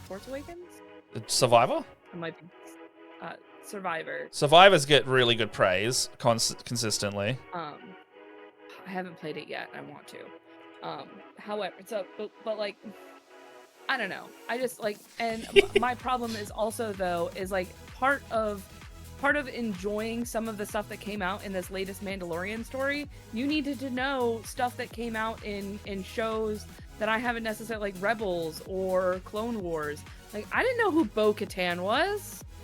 Oh, I don't give a shit. As somebody who's just specifically watching the live action stuff, I didn't know who Bo-Katan was. I'd have my partner explain it all to me because he knows he knows stuff about everything. So I have a partner that, like, if you've got a question about lore in some kind of fandom, he knows it. But, like, I just... I think that's part of it. It's like, we just don't need... Like, the MCU is a thing, right? But we don't need every other property to MCU itself. Like, it just doesn't have to be that way. And Star Wars is trying to do that to its detriment. Well, I like Star Wars as an anthology more than anything. But like, what do these two things have in common, though? Oh, they're fucking... They're owned by the big mouse, I know. And the mouse loves money. Also, speaking of the fucking mouse... you see that bullshit they... Yeah, I'm ranty right now. See that bullshit they put on fucking Twitter? I don't have my bleep button anymore, so you just get a... I don't... You get one of them instead. Twitter anymore. I have been avoiding social media because I feel like every day I turn it on, it's a shit show, and I would much rather be a happy person than somebody who's miserable. Oh, this is one of those... It's a WGA thing, so I'm trying to upkeep with that one because it's going to affect so much soon. I mean, it already is, but like more so. Yeah. But like the studios are literally just like, we'll just wait them out. We'll just fucking wait them out. And I'm like, who the fuck do you think is gonna support this? Like, you're literally just saying like publicly to everybody, not just the writers, oh, we're just gonna starve these people out so they have to come to work. It's like, how the fuck do you think that's gonna go for you? Like, if people... I saw that retweet you did. I Yeah. that little Oh, article, yeah. and I was like, what? Yeah, We're gonna wait until Christmas when people need to pay their rent and want to have heat. It's gonna be a cold winter otherwise. It's like fucking some 1920s fucking steel factory worker mentality. When they're trying to fuck you guys, because Oh, you're not God. gonna die of the cold in fucking Florida. Yeah, exactly. Like, where the summers get 70 degrees. Also, like, you film half your shit in Georgia, where it is not that cold. Nope. Your tax break state is not that fucking cold if you're putting your writers there, idiots. Yeah, I said if you watch closer, you can see the studio's about to enter the fuck around stage of their platforms tanking.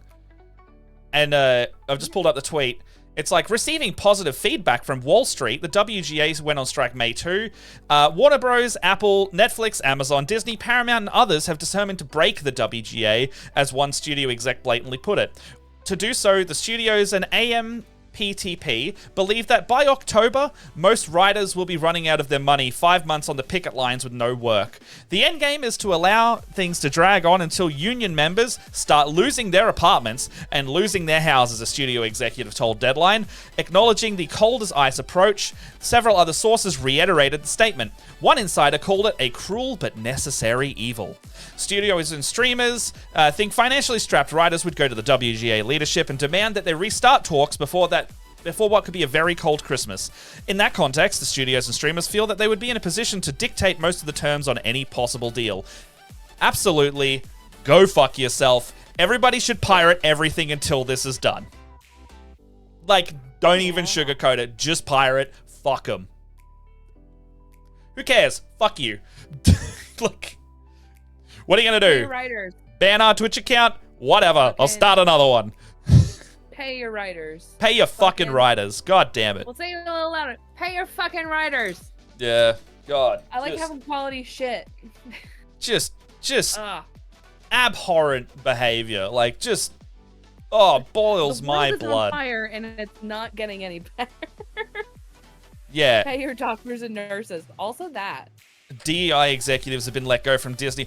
I think all of those people should be just fired that have, like, one, started this bullshit, and two, continue to uphold the bullshit. Like, the board members should just dump them, but they're not going to because they love their money and they want to cut costs and abuse people. Pay your creatives and essential workers. Pay anybody for the work that they're doing. Exactly. Just fucking pay people. God damn. And they have the money. That just, it just makes me so angry. They do have the money. That's the most frustrating part. They have the money and they're actively just stealing from people and shitting on them. It's just so. That's why I have no problem just saying, like, fuck them, pirate it. Who cares? Like, people are like, oh, but you're not supporting the industry. It's like, no, fuck that, because I know as someone who works in the industry myself that if you go on your shoot, you're already paid. So the people who are losing money out of this are the ones trying to recoup the costs from the thing being made. So fuck them. All right. Anyway, that's me for the day. Out of totally off topic. Here's my sweater. Ooh. Did a little bit of dry brushing. I re-washed it to kind of dull down some of the bright blues. So that's her. Look how pretty she is. That looks great. Are you going to do some highlights on top of that to bring the color back up in, like, the higher areas? So it actually, I did, and then I went over with a bright blue, because the problem is I have a very, very light blue dry brush. Yeah. So I dry brushed it, and it does have some like highlights on it. It's like you can actually see like some of these highlights up here and on the shoulder. And then I went through with a bright blue wash and a little bit of thinner to like kind of tone it back down into the sweater because it was almost too bright. So I think that is pretty good. I got a little blue on the hair. Figure out what color should I make my coffee mug? You want to make it a Good Morning RPG mug? No, hold on, it's not your model. But that would be, if you still got one of them, because you should repaint your one as a Good Morning RPG mug. Absolutely do another one with a Good Morning RPG. I love that idea. Yeah. Actually realized there's a little bit of sweater. Oh, we should make some mugs. We should make some mugs. Daenerys, don't stand on that. You asshole. My cat was standing on my diorama. Yes, because it's theirs now. Oh, speaking of a recent Patreon conversation we were talking about, by the way. We've had some chats and some meetings, and when we release the new season, we're probably going to reformat our Patreon to have like more tiers, like people were talking about. And we've already recorded some new stuff with that. And generally just like trying to make it like a good spot for people if they want to like shoot us some support dollars. So we can keep making our sets and streams and all the stuff, while they also get like fun little conversational video, audio things that we do with topics such as, if you could date any D&D villain, who would it be and why? And then we riff on that for about 20 minutes. I still think my favorite one was, which Disney princess do you think you could take in a fight? That's still definitely up there. Yeah, which... I think someone said Snow White, because... Me. I said Snow White. But I think somebody else also said Snow White. Oh, did? Yeah? Yeah. No, actually, no. Someone said fucking Sleeping Beauty, because she's not gonna hold up a fight. Like, knocked out. That's yeah. Funny. They're like, you get an automatic KO. Alright. Model update. Do people still use mugs in 2023? I mean, I don't know about you, but all of my paints are like, all my brushes live in this mug. So if I could have a Good Morning RPG variant of the same mug. Hey, there you go. Look at that. This one says boss lady too. I'm a boss ass bitch. I mean, we could totally make a coffee and a cursed coffee mug. Yeah. Oh my god. I just thought of like immediately my brain went to a coffee mug that is segmented. It says coffee and then cursed coffee. I would totally want to do one of those ones that the color changes. So oh. as you put the temperature in, it changes to cursed coffee. Yes. So if we did a cursed coffee one, would the coffee one be disguised as a paint water mug, and the cursed coffee one look like a completely normal mug to visually on purpose confuse you? Absolutely. Joke in itself. To answer Black Sword, there was a Patreon discussion where we asked each other, which Disney princess could you take in a fight? Like a straight... Like, just fist fight to the death. It's in there somewhere. But there's also other questions of, like, what do you... Like, we kind of reformatted the show to be a bit more TTRPG themed, but some of the older questions are pretty funny. But yeah, if you like that kind of stuff, we basically our only audio content that we put out is on Patreon. If you like that sort of thing. Oh, I messed up the hair a little bit. So Oh. I have to paint it over again, which means I have to make this color again. Actually, I think we said that Ariel would be. So here's the thinking. Ariel would win. She can transform between land and sea, which means that she just needs to walk on land, push you in the ocean, jump back in, and stab you. You're dead. She's going to murder you. And you don't... Keep in mind, we're in a situation where I don't think you get weapons. Because if you had a gun, that means they get a gun. Which means that this fish in a barrel would instead shoot you. The Patreon question we had a while back was... in our little discussion show. It's called Preamble. Was which Disney princess do you think you could take in a fight? Exactly. No, this ain't a karaoke competition. This is a fight. We're doing, no rules, no holds bar, street fight to the death. Like we're having a Donnybrook. Yeah.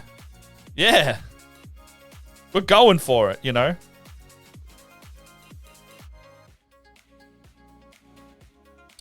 Oh my god, how did I 1v1 Princess Cage match.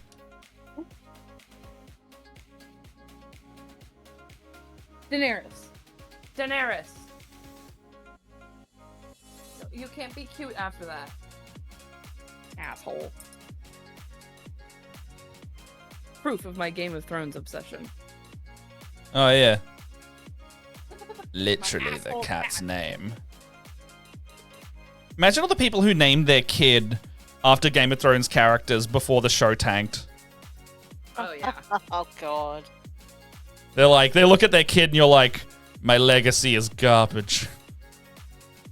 Oh my god, I saw in like a Reddit post, like some kid was like, I'm named after a Harry Potter character and I fucking hate it. Is it like Draco or I don't know, Ginny they didn't or say something? their name for privacy reasons, but they're like, I have a very notably like obviously Harry Potter name. My parents named me after this character, but I hate Harry Potter. Every time we have to do something, it is always like birthday parties, and before Christmas, we have to watch all of the Harry Potter movies. Oh, God. Or like other like nerd fandom stuff. And I was like, I feel so bad for this That's the kid. other kind of obnoxious pothead, if yeah. you know what I mean. Why would you do that to your kid?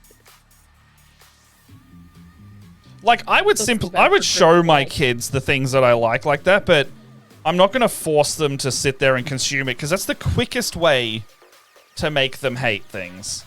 That's exactly it. Especially... Sorry. Oh, I was just about to say, especially with, like, teenagers. They don't want to do the things that you find cool, because you, as the parent, will never be cool in their eyes. Mm-hmm. Like... You could say everything right and use the same language, but just because you're you are intrinsically not cool to them. Their friends may find you cool, but you are not. We had a fun time just trying to introduce video games to our daughter. How's she handle it? Like she doesn't like the things that we like. I mean, it's so contrarian by natural. Like, I used to hate the things my brother liked just because my brother liked them. Oh, yeah. Regardless of how it tanked, Arya is still an awesome name for a badass character. But that's the thing, you can still make those characters badass in a different right. It's just if you're trying to entirely base it off something. I feel sad for Grindelwald Smith. Technically, we named our kids after a show, but we also didn't. My wife named our daughter after a Hanson song. I personally disagree. I like the same sort of music my parents like. That's just me. I think it's definitely dependent on personality. I'll put it there, but I'm talking like broad strokes, like more often than not type of thing. Because I hate a lot of the things my parents liked because they would do it so often in front of me that I became sick of it rather than didn't like it in the first place. Like, I think it was an overexposure. Yeah. Well, like, I grew up, like, for instance, I grew up being called Leia.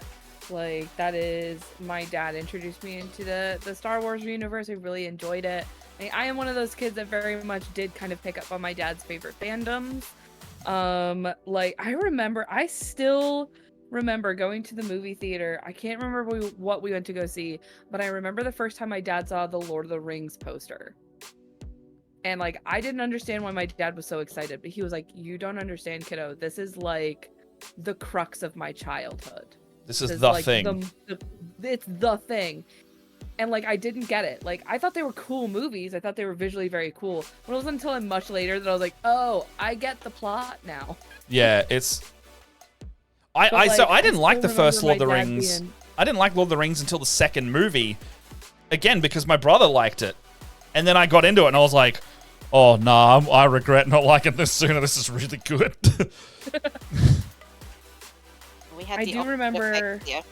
My parents didn't understand why I liked it. Oh, yeah. It's like, it's because I read the books. It's an incredible story. You should read it sometime. Pick up a book. Jeez. I definitely believe That's that my funny. dad would have been a nerd if he was in a different era. Same. But my dad grew up on a farm in rural Victoria, so he didn't get the chance. Ooh. It's funny because like I remember having like right after the second movie came out, my mom bought the Two Towers book, and my dad is like, "You're not gonna like that." He's like, "You are not gonna be able to get through that." He's like, "Because it's not like the movies; it's completely different from the movies." And my mom was like, "Oh, it'll be fine." So, for context, my dad was the band kid who read lots of books and was super into Star Wars and movies. Like, my dad was band kid and like niche movies. My mom was the star athlete that like got a school scholarship for like soccer and went to college and was like super A student. My parents are the complete opposite. How I am the only reason they stayed together for as long as they have.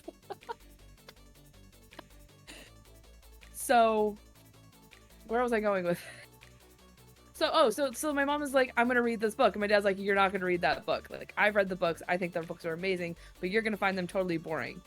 And my mom got through half of it. She's like, I don't understand what's going on. He's like, because you didn't read the first book, and the books aren't like the movie. So I never read the books, like for the longest time.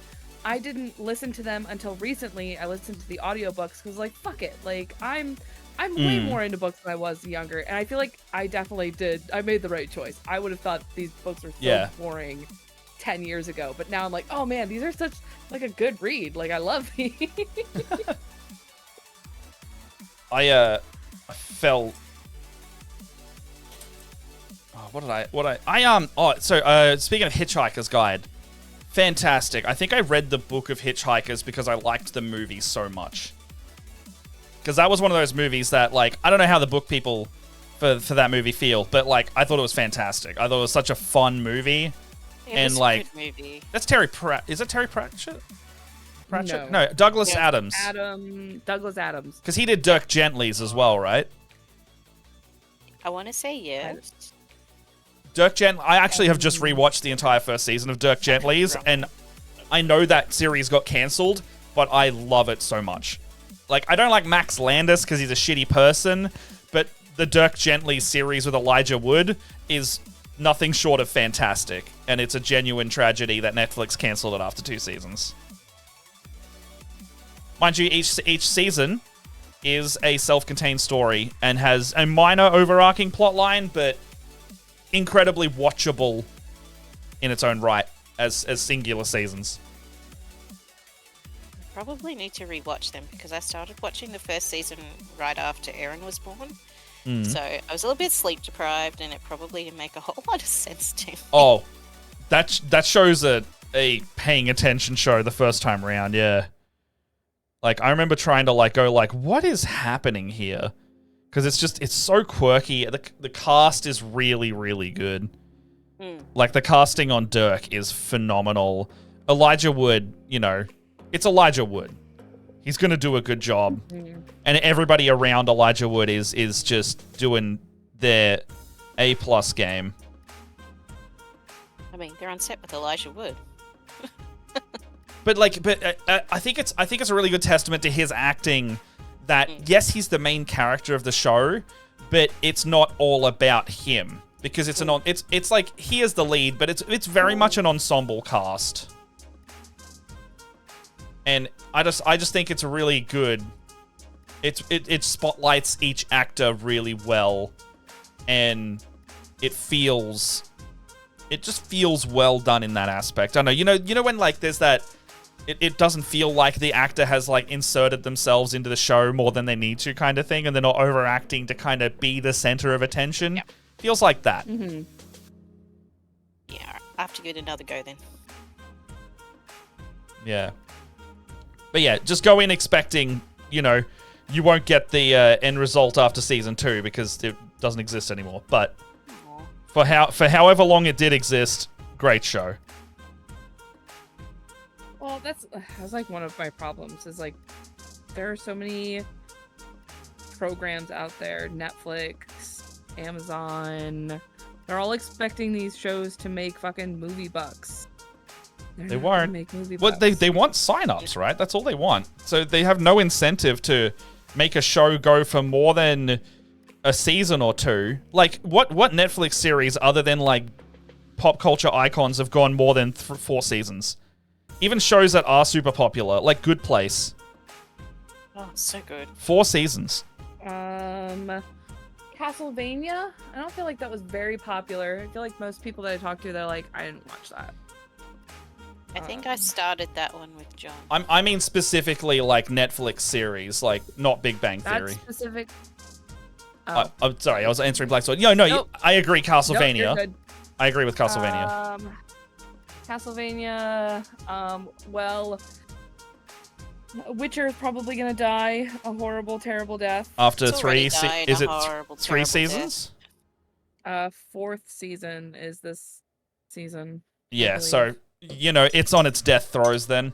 Also, they got rid of the guy who knows the direction the show should be going in. I mean, they've stuffed up their own third, because it's the 3rd season that's live right now. Yeah. They've stuffed up this season in terms of viewing because they already announced that he's leaving after the 3rd season. Why would you do that to yourself? Everyone loves him. Why not wait till after the season airs to get the views? And everybody, yeah, I feel bad for Liam Hemsworth in the same way, yeah. It's like Liam's entering a cursed show. Look, at a certain point, he could just be going like, hey, look, I know it's not going to last long, but here's some money for me. You know, that's a perfectly valid reason to take a job on a show that's not going to last forever. Exactly. Well, I also think that, like, part of it has to do with the fact that, like, they were not going to be able to keep that quiet because of just how big it is. And also with, I think people would be more upset if they randomly hush-hushed it out, you know? Yeah.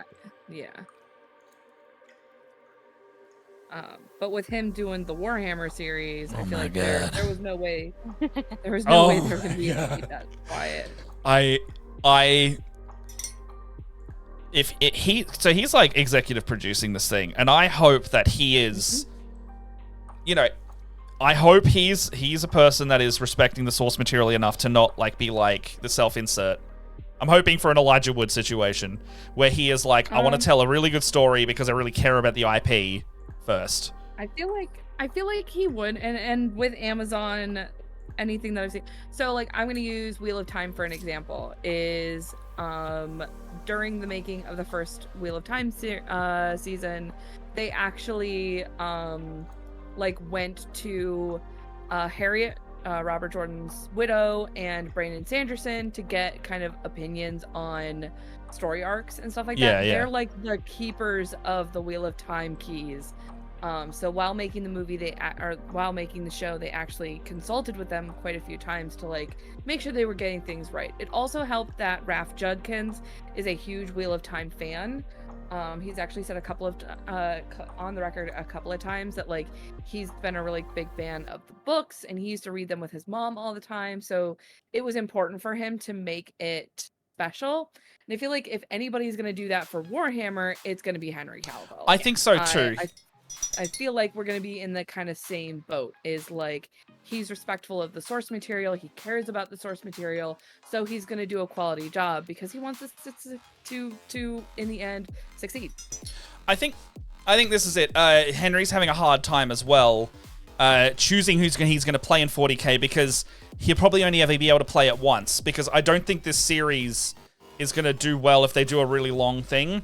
40k is a set of anthology, effectively. Like, you can choose any era you're in, so why limit yourself to one character, one storyline, unless you do it over the course of a character who lives hundreds of years, type thing. Thousands, if not. I have a feel... I don't know if he's going to do Eisenhorn, the very famous Inquisitor, but I know it's his favorite character, so it might be that. And Eisenhorn is a very good character, but I would like to see him do... Yeah, let's hope it's not like Halo. But we know he's an executive producer. That could be fun. NVCDM. That actually, much like the series Miracle Workers, which if you haven't seen that, go watch it. It's fantastic. If ECDM says, hear me out, Henry Cavill is just every single Primarch. Same actor. Now, that's what they do in Miracle Workers. Each series is an anthology. It's just like a self-contained season where they choose, like, their Miracle Workers in Heaven, or their people on the Oregon Trail, or the latest season coming out, like, yesterday or tomorrow. They're Mad Max people. They're, like, in a Mad Max post-apocalyptic scenario, and I can't wait to binge that because it's such a fun show. And, like, Warhammer will only succeed if it sticks to the lore and doesn't go crazy with changes. I don't think Cavill would let it, because he is how, like, he's with as much how of a avid he was about the Witcher stuff, like, and how that's gone. because the other thing though that is Cavill is genuinely just a fan. Like, he is like, I would compare Cavill to Lance Reddick in the Destiny community. He's not just a guy who works on it.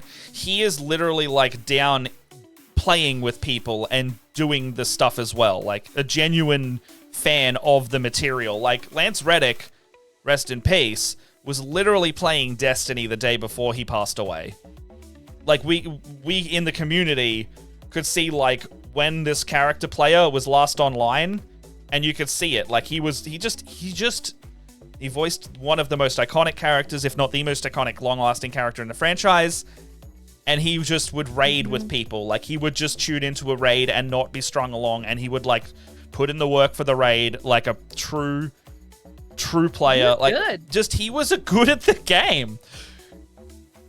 And the community, like, was very genuinely hurt that he is no longer with us. But, like, I equivalate Cavill to that level of, like, passionate about the IP and care for doing it right. Because that's what he wanted to do with Witcher. Like, it was important that the source material was honored. Yeah. And the show was better for it. Yeah. Like, I don't know why there's such an insistence on changing it. Because I think from what I remember, didn't the guy who was, like, running the show not even like the source material? Oh, probably, but, like, I think it's such a much like Secret Invasion is not a very good show right now because they told them not to even read the source material. I think that's just a silly decision to put someone in charge like that.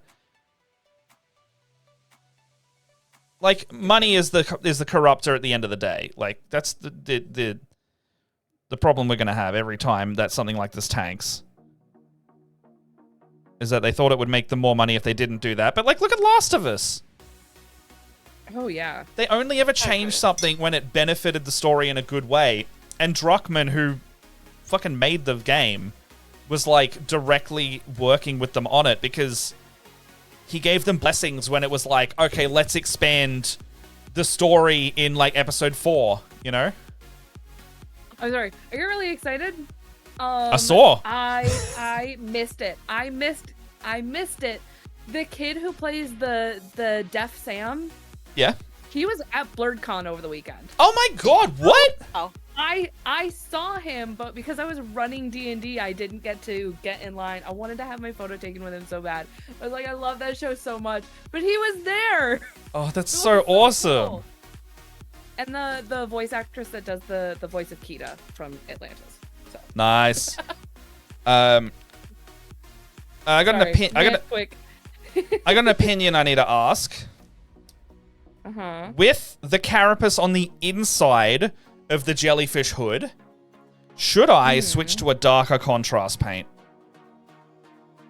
If it's on the inside, I would say yes.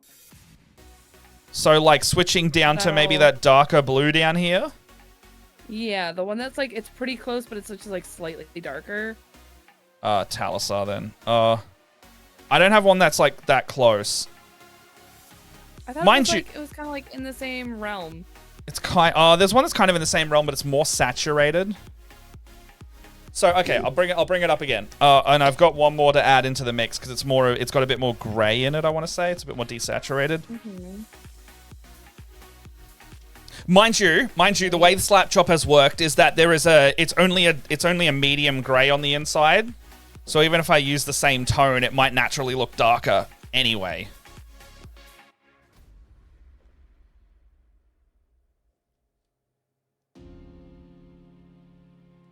But Okay, that was like a stupidly good idea. Why didn't I think of that before? okay, so back onto the base. We're back on base again. This is the original one I've used here. I'll wave my thing on it. I'll stop my camera shaking. Pay attention. So we got this one here. That's the one I've just used. We've got this. This is the slightly darker, more saturated one down here. Mm-hmm. And then there's also a bit more of a grayer one over this side.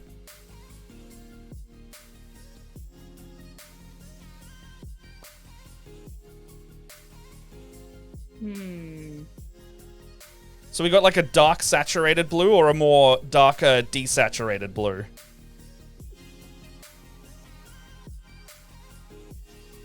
Go with dark saturated. Dark saturate? All right. Yeah.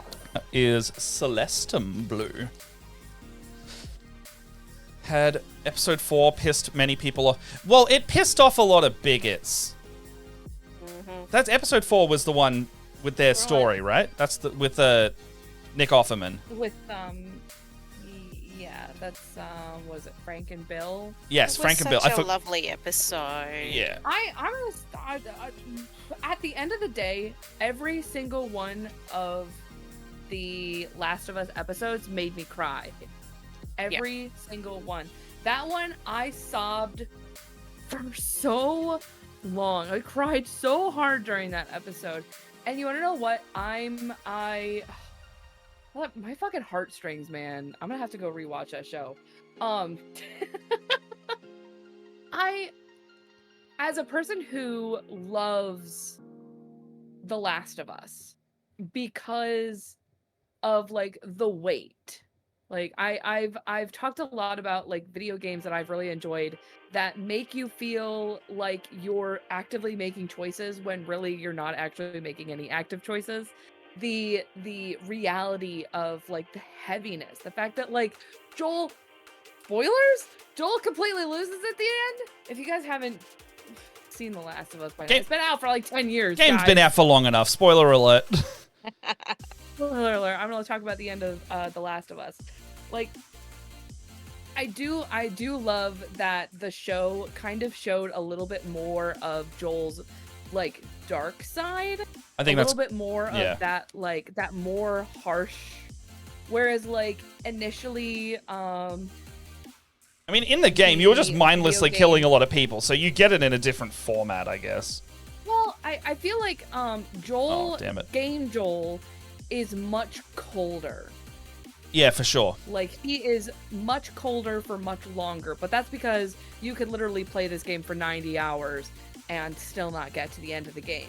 So he is very cold throughout a lot of the game, whereas like Pascal's oh my goodness, a follower. TV Joel became soft, and we saw a little bit more of that, like, thank you for the follow, Spawn Maximus. Oh, welcome to the chat, Spawn. Talking a little bit about our Last of Us experience. Okay, so TV Last of Us, like our Joel, Pedro Pascal's Joel, we see a little bit more of his softness. He kind of falls into the dad role a little bit quicker with this Ellie.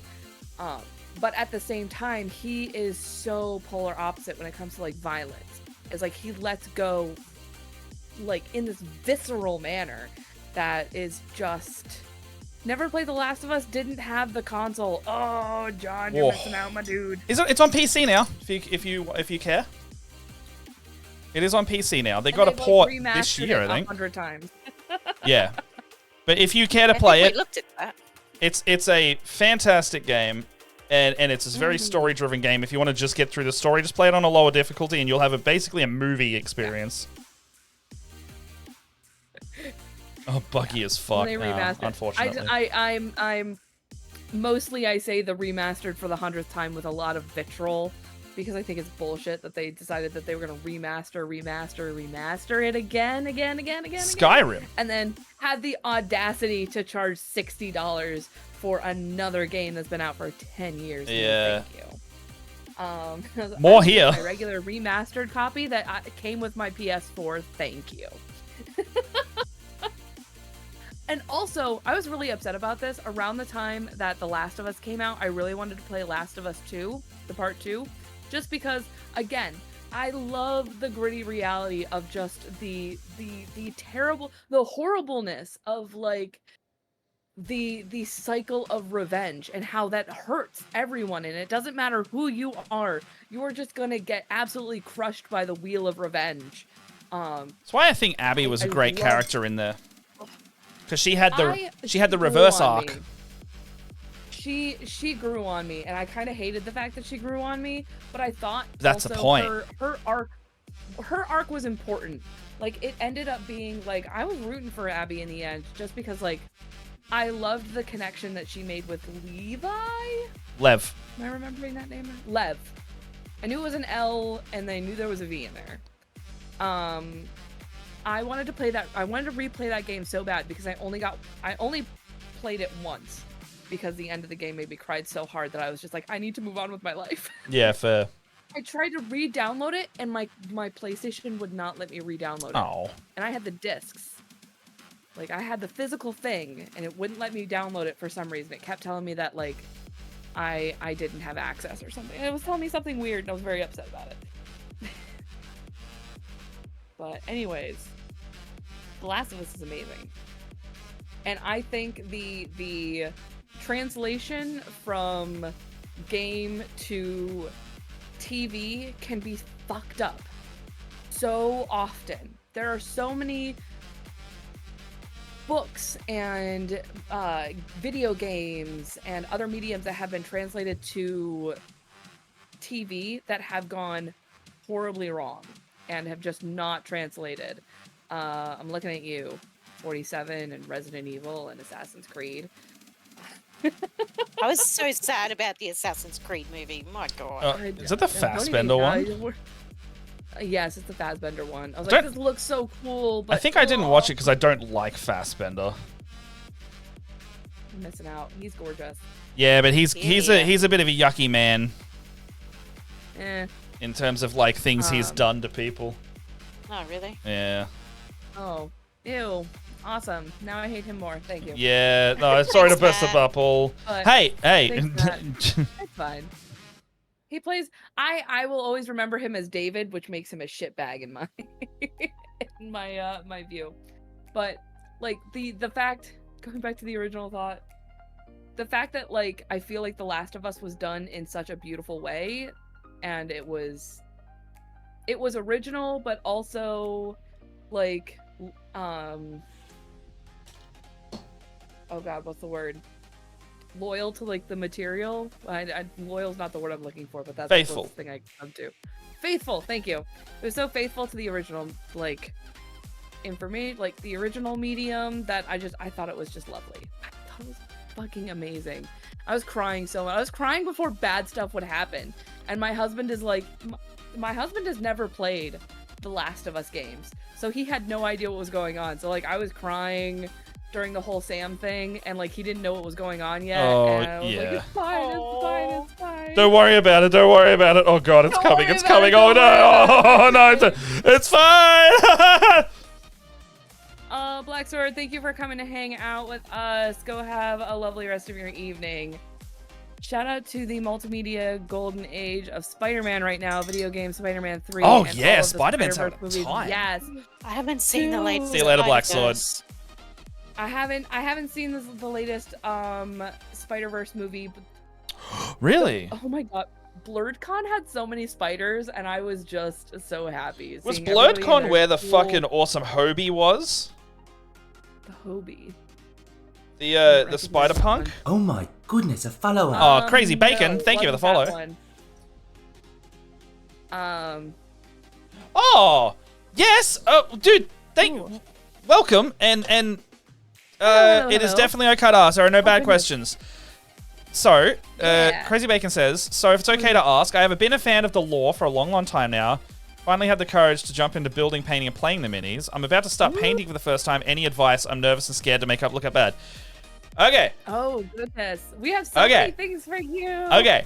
Well, I'm using contrast paints, which are like the easy paints. Now, if you don't mind your stuff having like they have a look to them in a way that like they're a little bit shinier than regular models, but you can make them look really good and they kind of do the work for you. Like, if you've been watching this stream at all, you can see that this is kind of doing the highlights and all that stuff for you, and you're really only doing one coat, and it looks pretty good.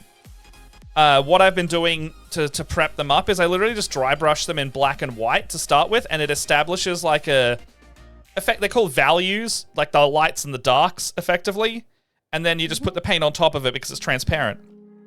Whereas layer, it looks like you have the other main method of painting, right? I grabbed some of my sisters because they're kind of traditionally painted.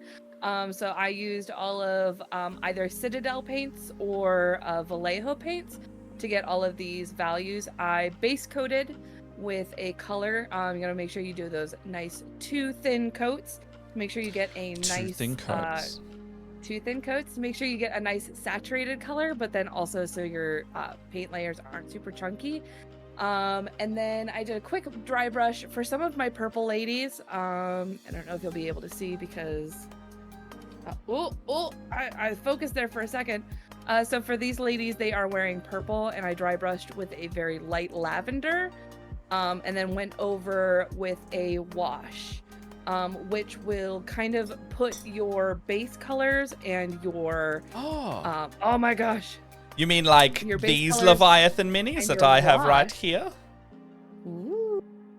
I love how that is turning out, my dude. I'm painting mine like Pokemon. But they all make it into the same value, and they're freaking gorgeous. I think if you're definitely starting out, I think the way that Matt is working right now is probably the way to go, just to kind of dip your feet into it. Try. Definitely. Okay, so you've got Leviathan box, which means you have a range of models ranging from small to big. Start some of your smaller models first, not because they're harder to paint, because they are small, because that if you mess up, you have 10 of them. And in a horde from 5 feet away at the table, they're going to look fine. And you can practice 10 times on a similar model. And that way, once you get to your one big model, I know it's going to be nervous, because Jess experiences this as well.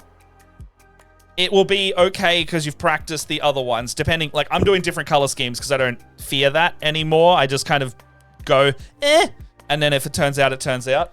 But... yeah, start on. You got 20 termagants in that box, so you know practice over and over again with the color scheme.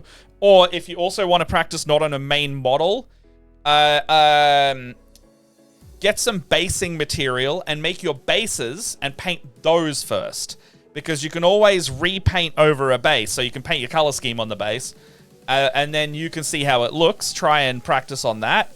But also, then you can just, like, respray it, because a base doesn't matter if it's been resprayed and repainted, you know? Like, you've got to practice there instead of the expensive models you've bought in your big box of them. Mm-hmm. Contrast paints are your friend. Anything that's, like, transparent will make, like, is, like, liquid skill. So layer's going to be doing the regular method where it's, like, base, shade, layer. You know, you base coat everything. And then you just dump a wash over most of it. I saw... look up Duncan Rhodes Painting Academy. He's a guy that used to work for Games Workshop and started basically a painting tutorial thing. He has done a tutorial on... I think it's like a mid-level level of skill that you're going to need. But you can do... he's very good at explaining and articulating exactly what you do with these steps. Oh, awesome. I watched all of his stuff in the beginning. He's got some amazing videos. His main, well, he's got like a full painting channel now, and he did the entire Leviathan box. Like he was like, here is how to paint Leviathan, and the contents of. So like you can literally just go onto YouTube and search Duncan Rhodes Painting Academy and find his videos on those tutorials. You were thinking of doing purple black on the hard skin carapace, and the skin was going to be a red. Oh, yeah. Ooh. If you want to do like a dark purple, that's like the Leviathan Brood color scheme. His tutorial will immediately tell you how to do that. It'll probably be like Nagaroth Knight, a black wash, and then like lighter purple highlights if you want to do normal way. Or it will be, oh god, what's it called? Be Leviathan purple, I think, literally. In contrast colors. Yep, literally right here. I've got it right here. It's the darkest purple contrast paint. Put it over a light base coat, and it will just be like really dark purple on the scales, and then you can darken it down further with like a black, transparent black wash color, like Nuln Oil, or I don't know the other black ones. In the Two Thin Coats range, it's called Obsidian Black. Or Oblivion Black, you know. Oh no. Oblivion Black. I just got black in my hair. Oh no. I just fixed it. But yeah, this method I'm doing, if you want to look it up, this is like, it's actually more of a preparation method, and then contrast paints on top. It's called Slap Chop. And it was like a trend last year or the year before, I can't remember, but basically you dry brush it in white to get the detail values going, and then you literally just slap contrast paint over the top, and usually it looks really good for that. And the time you're spending on it is the dry brushing in black and white, and then you're just coloring in after that. Like, you look at like this. I'm tooting my own horn because this looks fantastic. I love how this has turned out. It does look like It does look freaking awesome. This looks like Tentacruel, and I love it. It does. It's so fantastic. I mean, that's kind of the point. That's the point, right? But I'm proud of it. It didn't turn out bad in any sense. Should be. Yeah, I am. I'm loving it. But Don't make me get the compliments out. I'm feeling good today. I'm good. Feeling good. Yeah. You and your your Space Marines are gonna Dark Angels. Awesome. Ooh. I like Salamanders. I like that really emerald green, but Dark Angels with the really dark green with the crispy highlight is just yummy. Like, there's no other way to describe it. It's yummy. Kind of embarrassing, you're 33. Hey, no, it's not. You do good. You do whatever you want. Everyone either plays Warhammer when you're like 15 and then you get back into it when you're 30, or you get into it when you're around, like, I'm 31 this year. And it's, I got back into it during COVID lockdown, and now, 3 years later we're streaming. It's all behind me. And over here. And anywhere that's not a camera pointed. Like, the angle, it's like the angle, and then everything around it is a mess. The mess is Leviathan box. It's airbrush table. It's basing and storage, and a plethora of unpainted minis are resting on everything. Ooh, I don't know about a plethora of unpainted minis. You have a retail shop of unpainted minis behind you. I do. Absolutely. I miss the days when people are like, "Are you in a game shop?" Like, nope, this is my office. I still love, like, even if you were to paint all of those, I'd be like, you should print out more because it's aesthetically cool. I think Hold on, motherfucker. Have you got big? I'm gonna get. Hold on. I never noticed you got dragons in a box over there. There's no dragons here. What are the big boxes over? Oh, okay, you're lying. Okay, because I didn't notice that for some reason. But I've just seen the glare and I saw a wing. Is that a zombie dragon you haven't painted in a box still? Yes, there's a gargantuan green dragon What? and a gargantuan skeletal dragon sitting over there. What? Nice. What? I also have every queen from the Reapers line. If it's got the name Queen in it, I have it. Oh, you know what? I also have a young black dragon back there as well. Right back here. It's behind another queen, but there is a young black dragon down there. Yeah. And I've got all of my con stuff. These are all of my. I just ordered a new D&D. I just ordered a new dragon yesterday, actually, but it's a pre-painted one because you can't buy an unpainted version. I got the adult solar dragon for my Spelljammer campaign.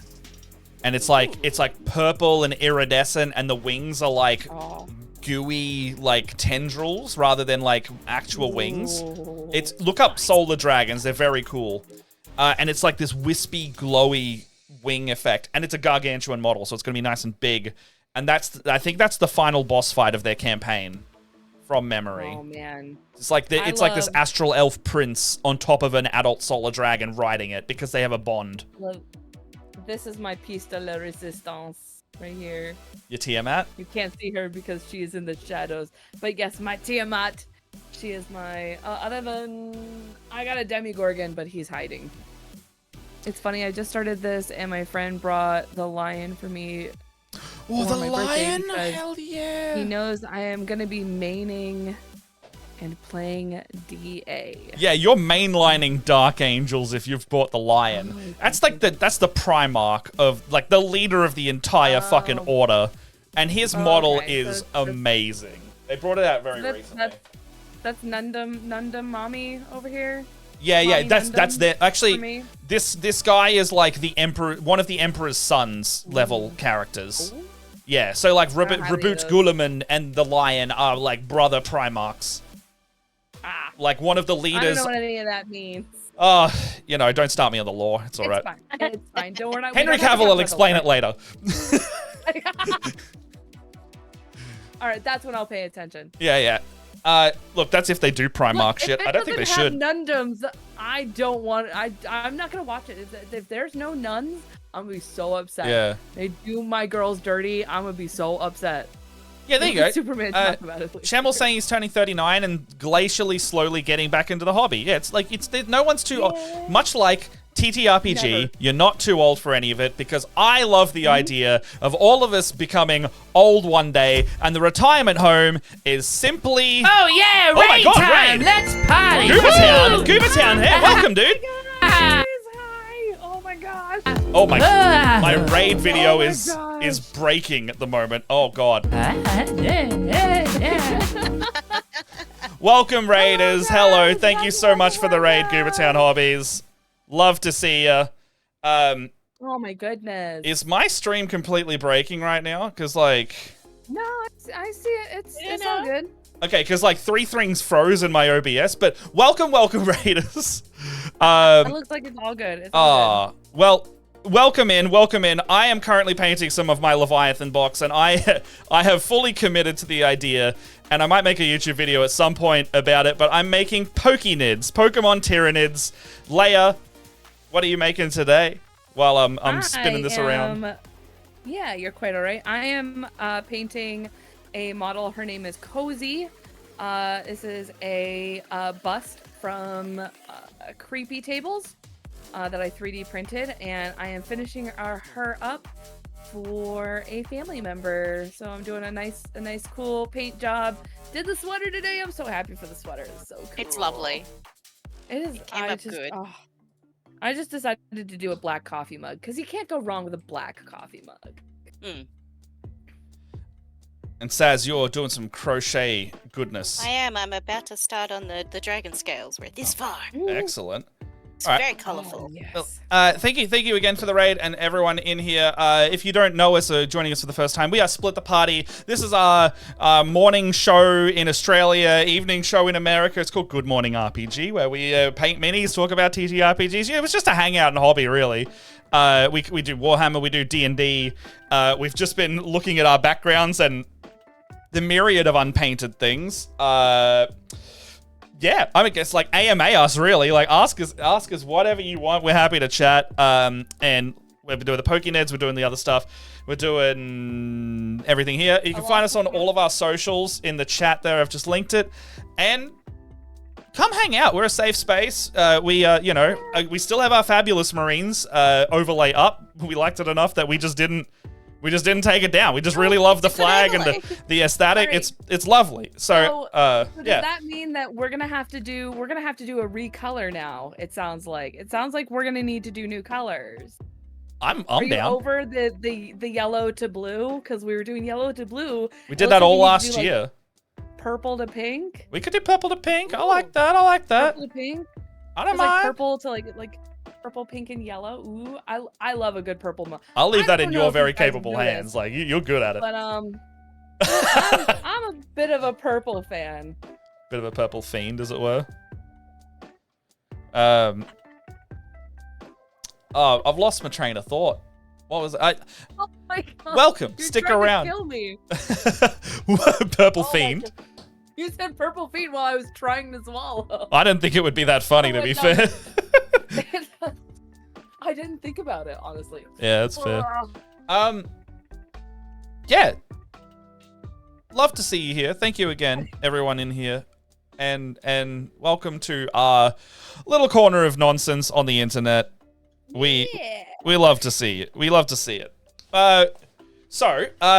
Actually, everyone who just rated in, we were just talking about the best way to start painting new miniatures because someone in the chat, Crazy Bacon, has... sorry to put you on the spot, bud. We're basically saying, like, how are they going to paint their Leviathan minis? Any tips? Any very good advice to get started on that and get over that kind of hurdle of it needs to be perfect? So what tips do you have? We've been talking about contrast paints. We've been talking about like the traditional method of like base and shadowing and layering. You definitely touched on it earlier, and I just want to loop back to it. Sure. Is the 5 foot rule. If you put it on the table and it is far enough away from you that like if you sit at the table and you can't see the imperfections, it is good. Yeah. In theater, we called it the 15 foot rule or the 30 rule. It depends on what time of the theater you're taking care of. But yeah, the like 5 foot rule. If I put this thing down on the table in front of my players for D&D, are they gonna notice? If I roll up to Games Workshop and I put my sisters down on the table and no one notices all of the tiny imperfections that I have painted, then I'm all good. That is my best recommendation for anyone. Like, Indeed. I know you see it. And that is totally valid. But I raise you that no one else will notice. That is kind of how I am painting this miniature here, is like, I am not going to have to look at this after I am finished with it. Literally the hardest there are tiny hurdle. imperfections. There are so many imperfections that I want to worry about, where like the seams of the hair and the sweater don't line up correctly. I've either overpainted the hair or overpainted the sweater, but it is okay. I know that they're there just because I've painted it. But when I give this to somebody who is not a painter, they're not going to see it. Yeah. It happens a lot. So the other thing that I always notice as well is like you go to a tournament or like a painting competition, and Hey, you're thanks suddenly, for the sub. Thank you so much for the sub, Crazy Bacon. Thank you so much. Thank you. I hope you're having a good time. This is for you, buddy. Going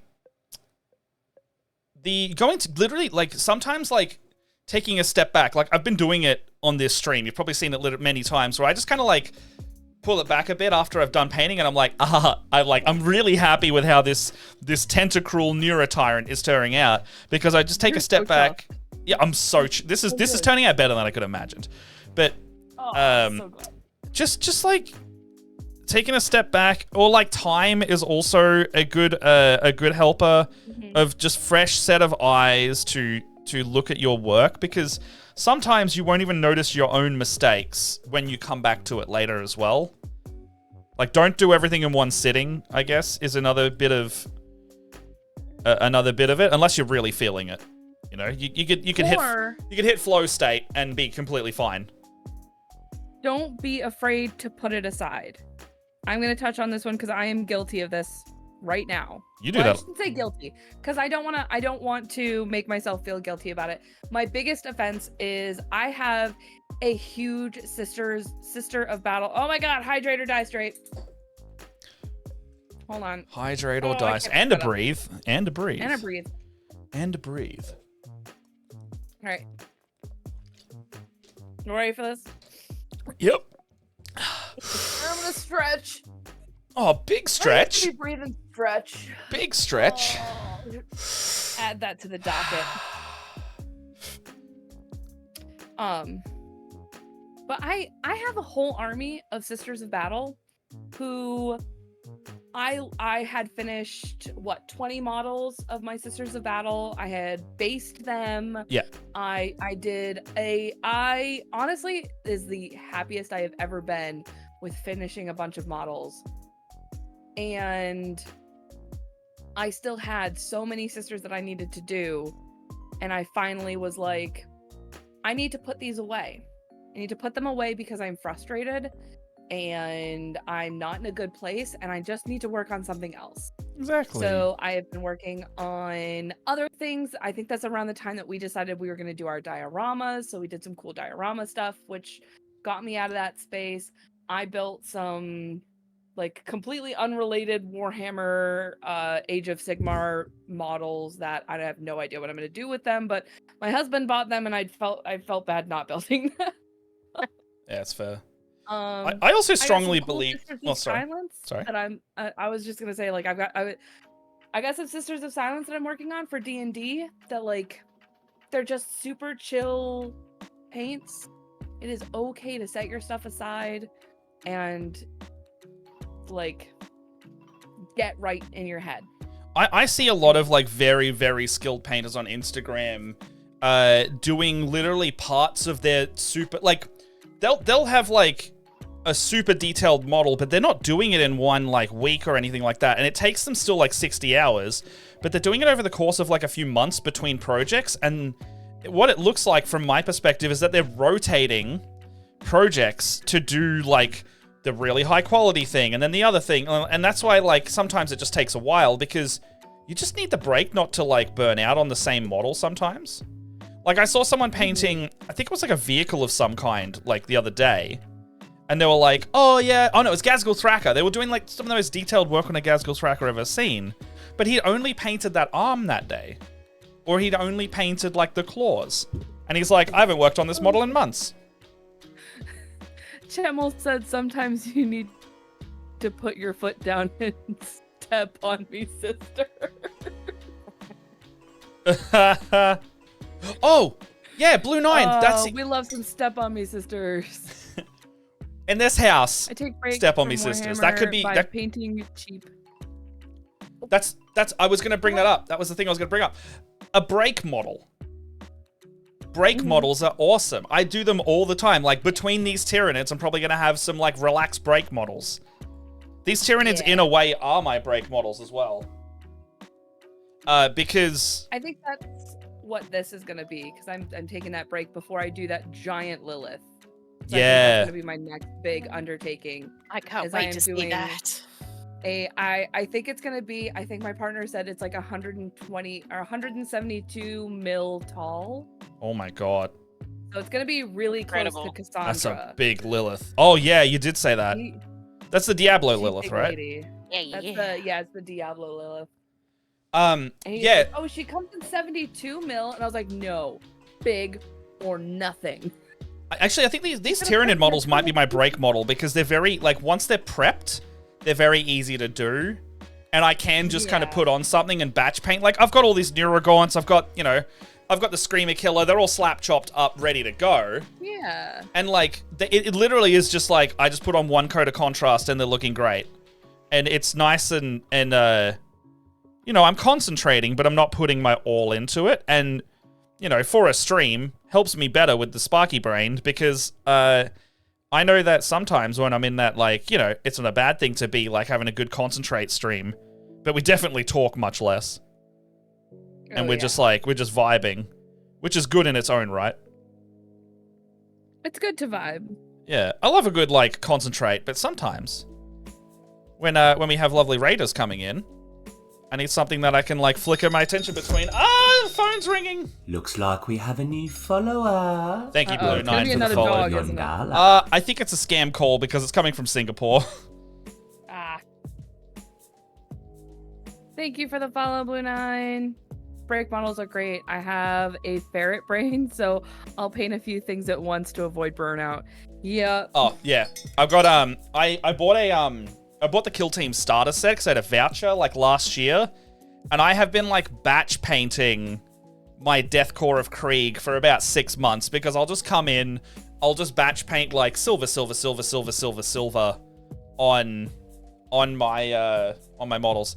Oh, if Ellie, if you're detecting spam calls, if it doesn't have a caller ID, like a name, I automatically assume it's spam, and I don't answer it because if someone really wants to get a hold of me, they'll message me in another format, or they'll leave a voicemail or a text. I have the same policy. Yeah, I'm not answering it otherwise. Unless I'm expecting a call. If someone's like a plumber or something and they want to call you, then I'll be looking out for it. But otherwise, it's like you're getting left on scene.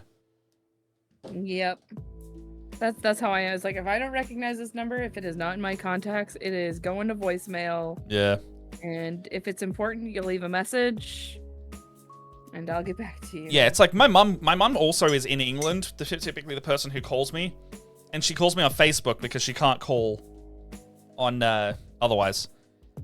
Mm-hmm. Or if I'm doing like a gig game, like I did a lot of school holiday games for Hume Council for my DMing this week, and I'd be liaising with the librarians and stuff to be like, where do I park and all that, you know? Yeah.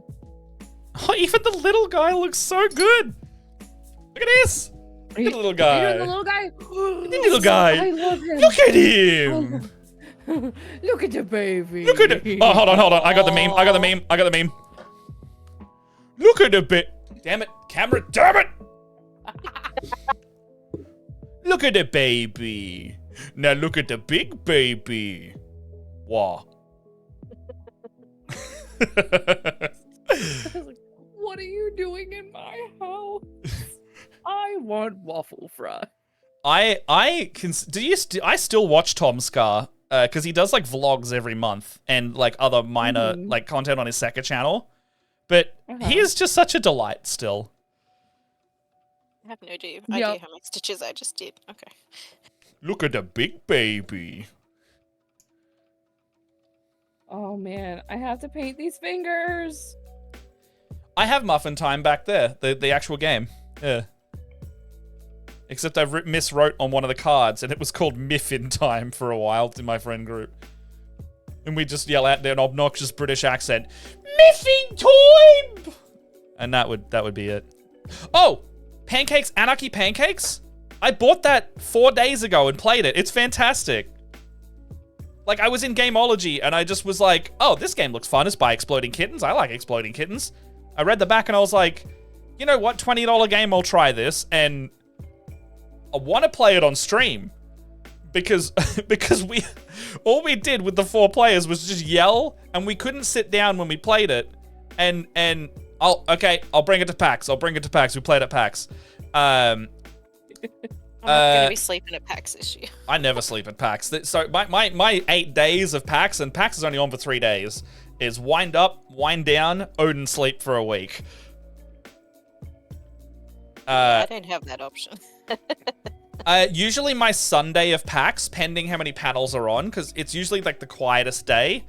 The last year at PAX we had, like literally most of Split the Party just sat in the board game area and just talked and played board games for like the rest of the PAX day. It was like the last panel finished at like 2 o'clock, and then we sat around till 6, just hanging out. Oh, that would have been nice though. It was lovely. It was like Split the Party, AJ, a couple of others, and then we were just sitting at a table, and we were playing like What Do You Meme and just chilling out. And that game is awful, but it was funny in a group.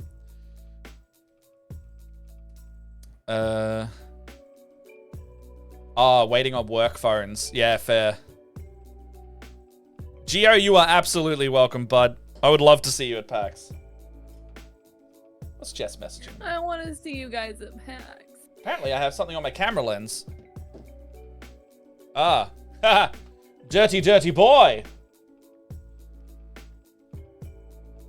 One of these years. I'm gonna show up to PAX That would be unannounced. so awesome. Apologies if you see my camera go overexposed for a sec. I'm going to shine a torch into it. Oh, yeah. Oh my gosh. Okay, It so was that's so not much on the better. lens. That's on the sensor, and that's a whole different level of cleaning I need to do. Oh, well. We'll get to that. That's a future Matt problem. That's a future Matt problem that he will forget about. My work phone is only spam calls. One person from a computer called me multiple times for 2 months. First of all, you had the wrong toxic shock. Second, this number isn't publicly available. How'd you get it? I love messing with telemarketers. Like, I literally just, like, start doing a bit and let them hang up because I know they're not allowed to. Anything in terms of location to suss out ahead when we can go to places. Bell's Hot Chicken. I want you to try out. I also want you to try out a really good ramen place called Hakata Gensuke. It's very, very good. If you can't get in there because of the line, go to Ajisen Ramen. Also very good. It's funny.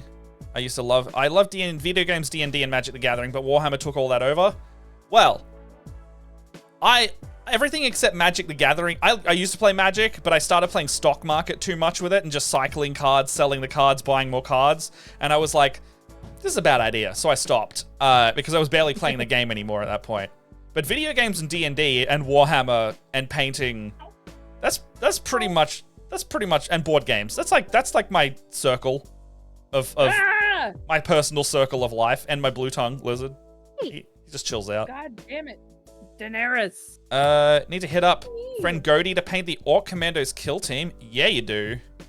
Come here. Come here. Gio, what are you wanting to do? Like, was this a food recommendations? Do you want to, like, go to places? Because you should go to Fed Square and go to Acme, the Australian Centre of the Moving Image in Flinders Street. Oh, yeah, Goatee is fish. Yeah, he made that because of that. I don't know what you need, and I need you to chill out. I need you just to stop. She's just... Oh my gosh, Matt, it's 11 o'clock. Oh, wow. Do you want to go a little longer? I'm happy to. I You want to go to bed? I need to sleep. Yeah, it's fair. Right. Can I finish this this Neuraloid's head? Yes. It'll take me like 5 minutes. I'm holding this cat.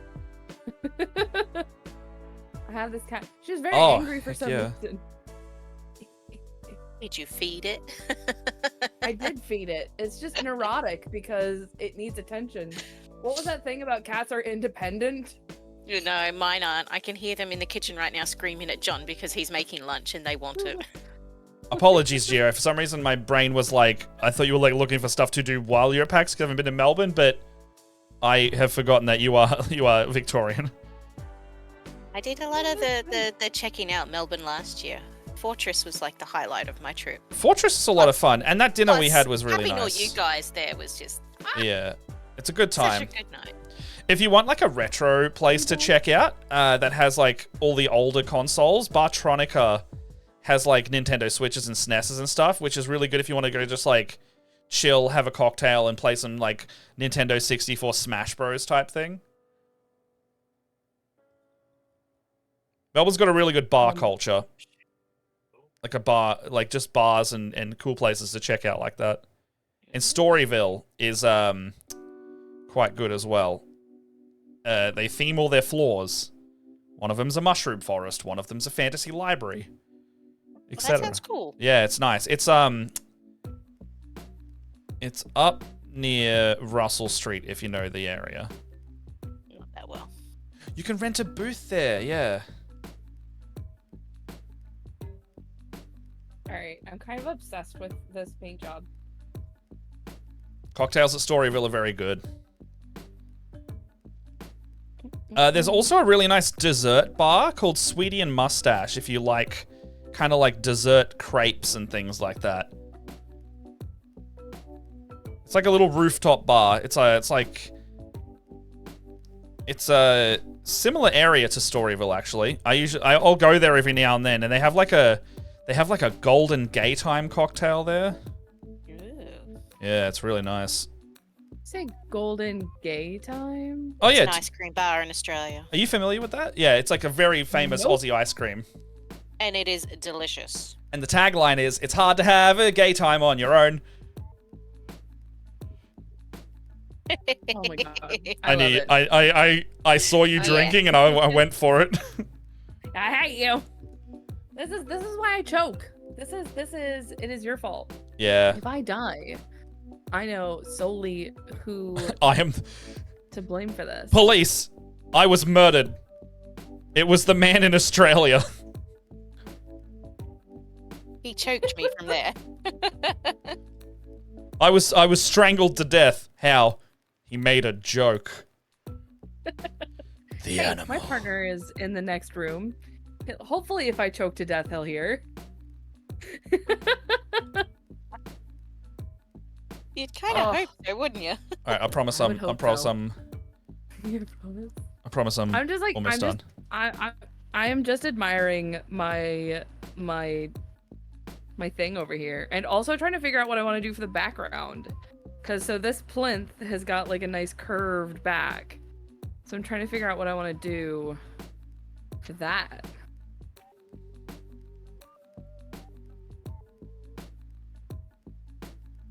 Wondering, like, would sunset be too distracting? Like sunset colors? Wouldn't think so.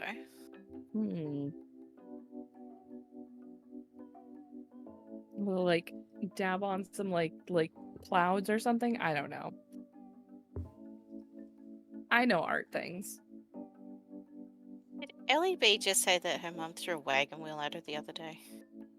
That sounds uniquely That's Australian. what it appears to be. That appears to be what happened. That's I'm not offended to hear that. That sounds like a quintessential Australian experience, if anything. I feel really worried about your quintessential Australian times. As Jess lovingly says to me frequently when things aren't normal in my childhood, she says, "My love, you're a freak." And I go, yeah. She's right, though. Yeah, but you're her freak, and that's all that matters. Yeah. Oh, normally when some of my quirkier personalities come out, my partners are like, Leia, your childhood trauma is showing. Mine's not childhood trauma. It's the lack of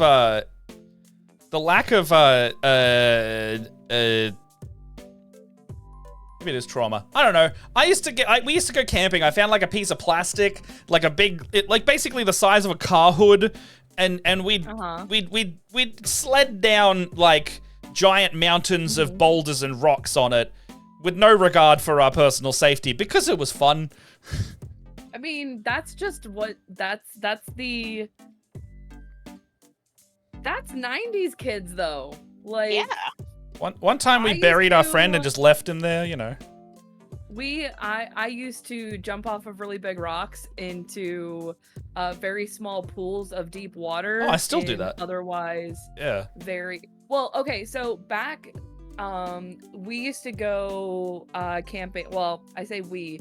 My dad used to take me camping as a kid in this really remote camping area, like one of those like so remote you park your vehicle and you walk out, you hike hours up a mountain to what we call the Haystack Falls. Yeah.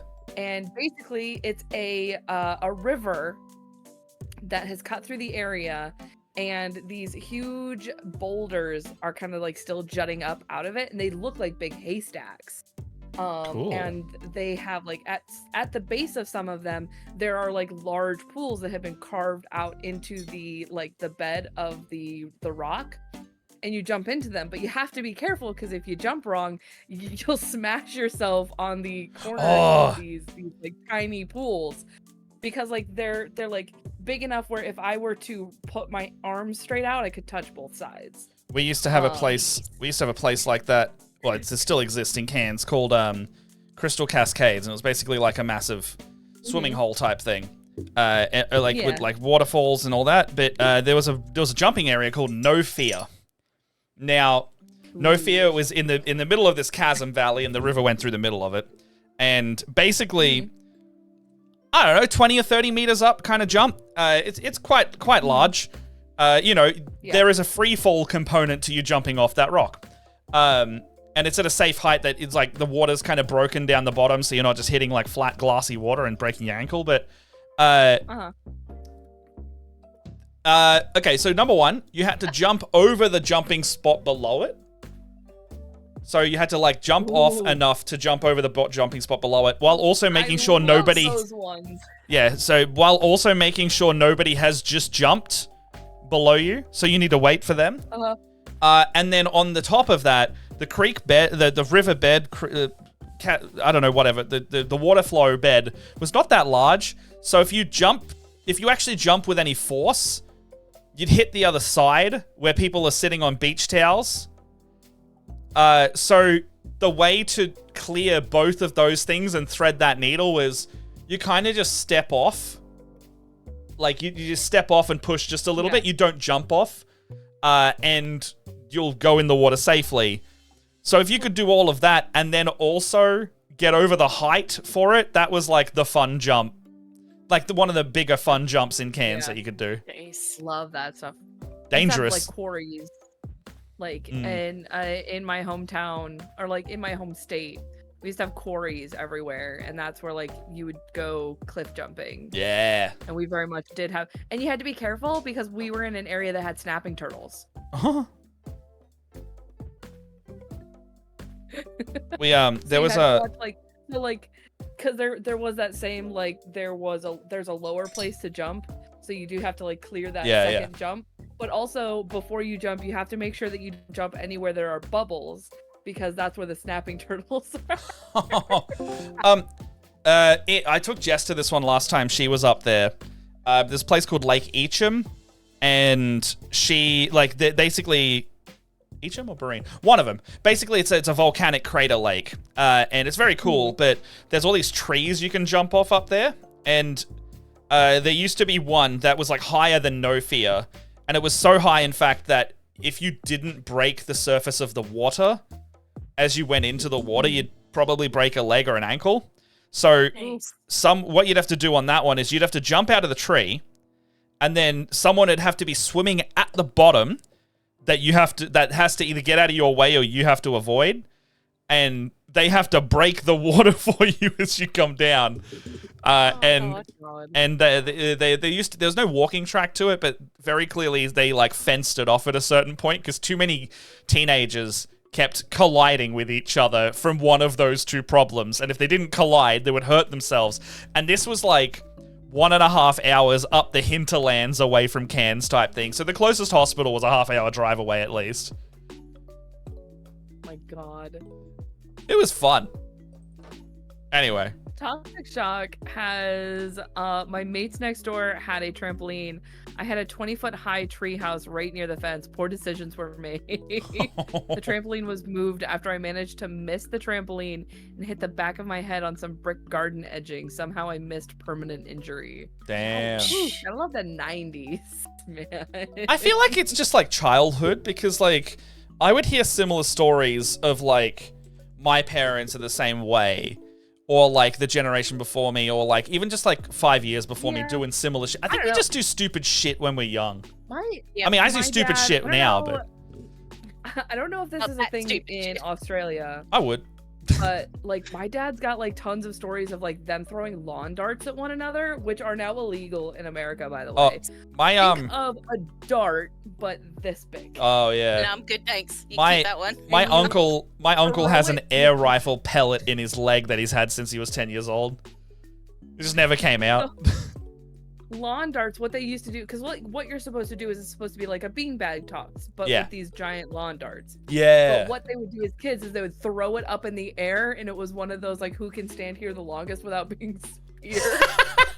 Oh God. I would do that. Okay. Right. So all right. Yeah. Anyway. That's so funny.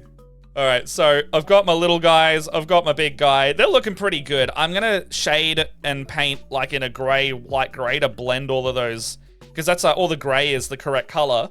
It just needs to be blended a bit. Good. But like that's pretty much the color scheme that it's gonna be, right? They look so freaking good. Yeah. So that's cool. What? So awesome. You're so fucking talented. Thanks. You're so fucking talented. Thanks. Look how awesome that is. That's so freaking awesome. Oh my gosh. I got like a rotating plinth thing. Maybe I should start using that. Probably. I got Cozy. She looks the same as she has. I painted her fingers though. Yeah. All right. It's Well, hard to see because my thing is being a thing. But for everybody who is joining us for the first time, we will be posting the photos, nice up close photos of all of our works in Artsy stuff. That includes Saz. Make sure you also post stuff. We want to see your bag. that's in the Discord, and the so link's down there. It is in our I'll finish off a few that rounds is- of these scales. Yes. So in our Discord, if you're not in our Discord right now, go ahead and join that. We've got all kinds of cool stuff, lots of social things. Come hang out. There's all kinds of cool stuff, video games, artsy stuff, Play a lot of Destiny in there. animal pictures, a lot of Destiny. There's a lot of Destiny getting there if you play that. There's painting. There's there's a lot of like general TTRPG kind of hanging out discussion as well. People are like asking questions about their games and things. Yeah. Have a little looky. You mainly play Destiny 2? You should definitely jump in the Callous Pleasure Barge and see. Yeah, that's the channel name. If you have access, yeah, because we've like segmented it by role. So if you want to be in the Destiny role, you just got to enable that. But yeah, we organize raids like every week or two, and there's always enough people to do a raid. Callous is everybody's beloved. That's all I can say. Even we killed him in this DLC, but he is still our beloved. Sorry? I just said you and everyone else. Jess is literally trying to buy a Callous Chalice cup at the moment, and I'm like, I have the STL file, we'll just print it. But Saz, why don't you lead us off? Tell us what you're doing. What are you up to? Where can we find you? All that fun stuff. I do too many things, but mostly you can find me over at Meeples and Dragons. We are where do we start? We are an online TTRPG specialty store. We make kick-ass glassware. I forgot to grab one with me today. Oh, no, I got you! I got you! Oh, Matt's got one. Like this! So yeah, we do our glassware with our TTRPG designs on them. Our stemless do have a board game one, but it's the only one at the moment. We work with other creators, get their cool stuff on gaming tables, and then we curate a whole bunch of other stuff in our store. You can catch us on Twitch. We're on there a couple of times a week, but every second Saturday is our D&D campaign. And that's pretty much it. Meeples_dragons is our Twitter. I don't believe it's the same on other ones, but that's where it is there.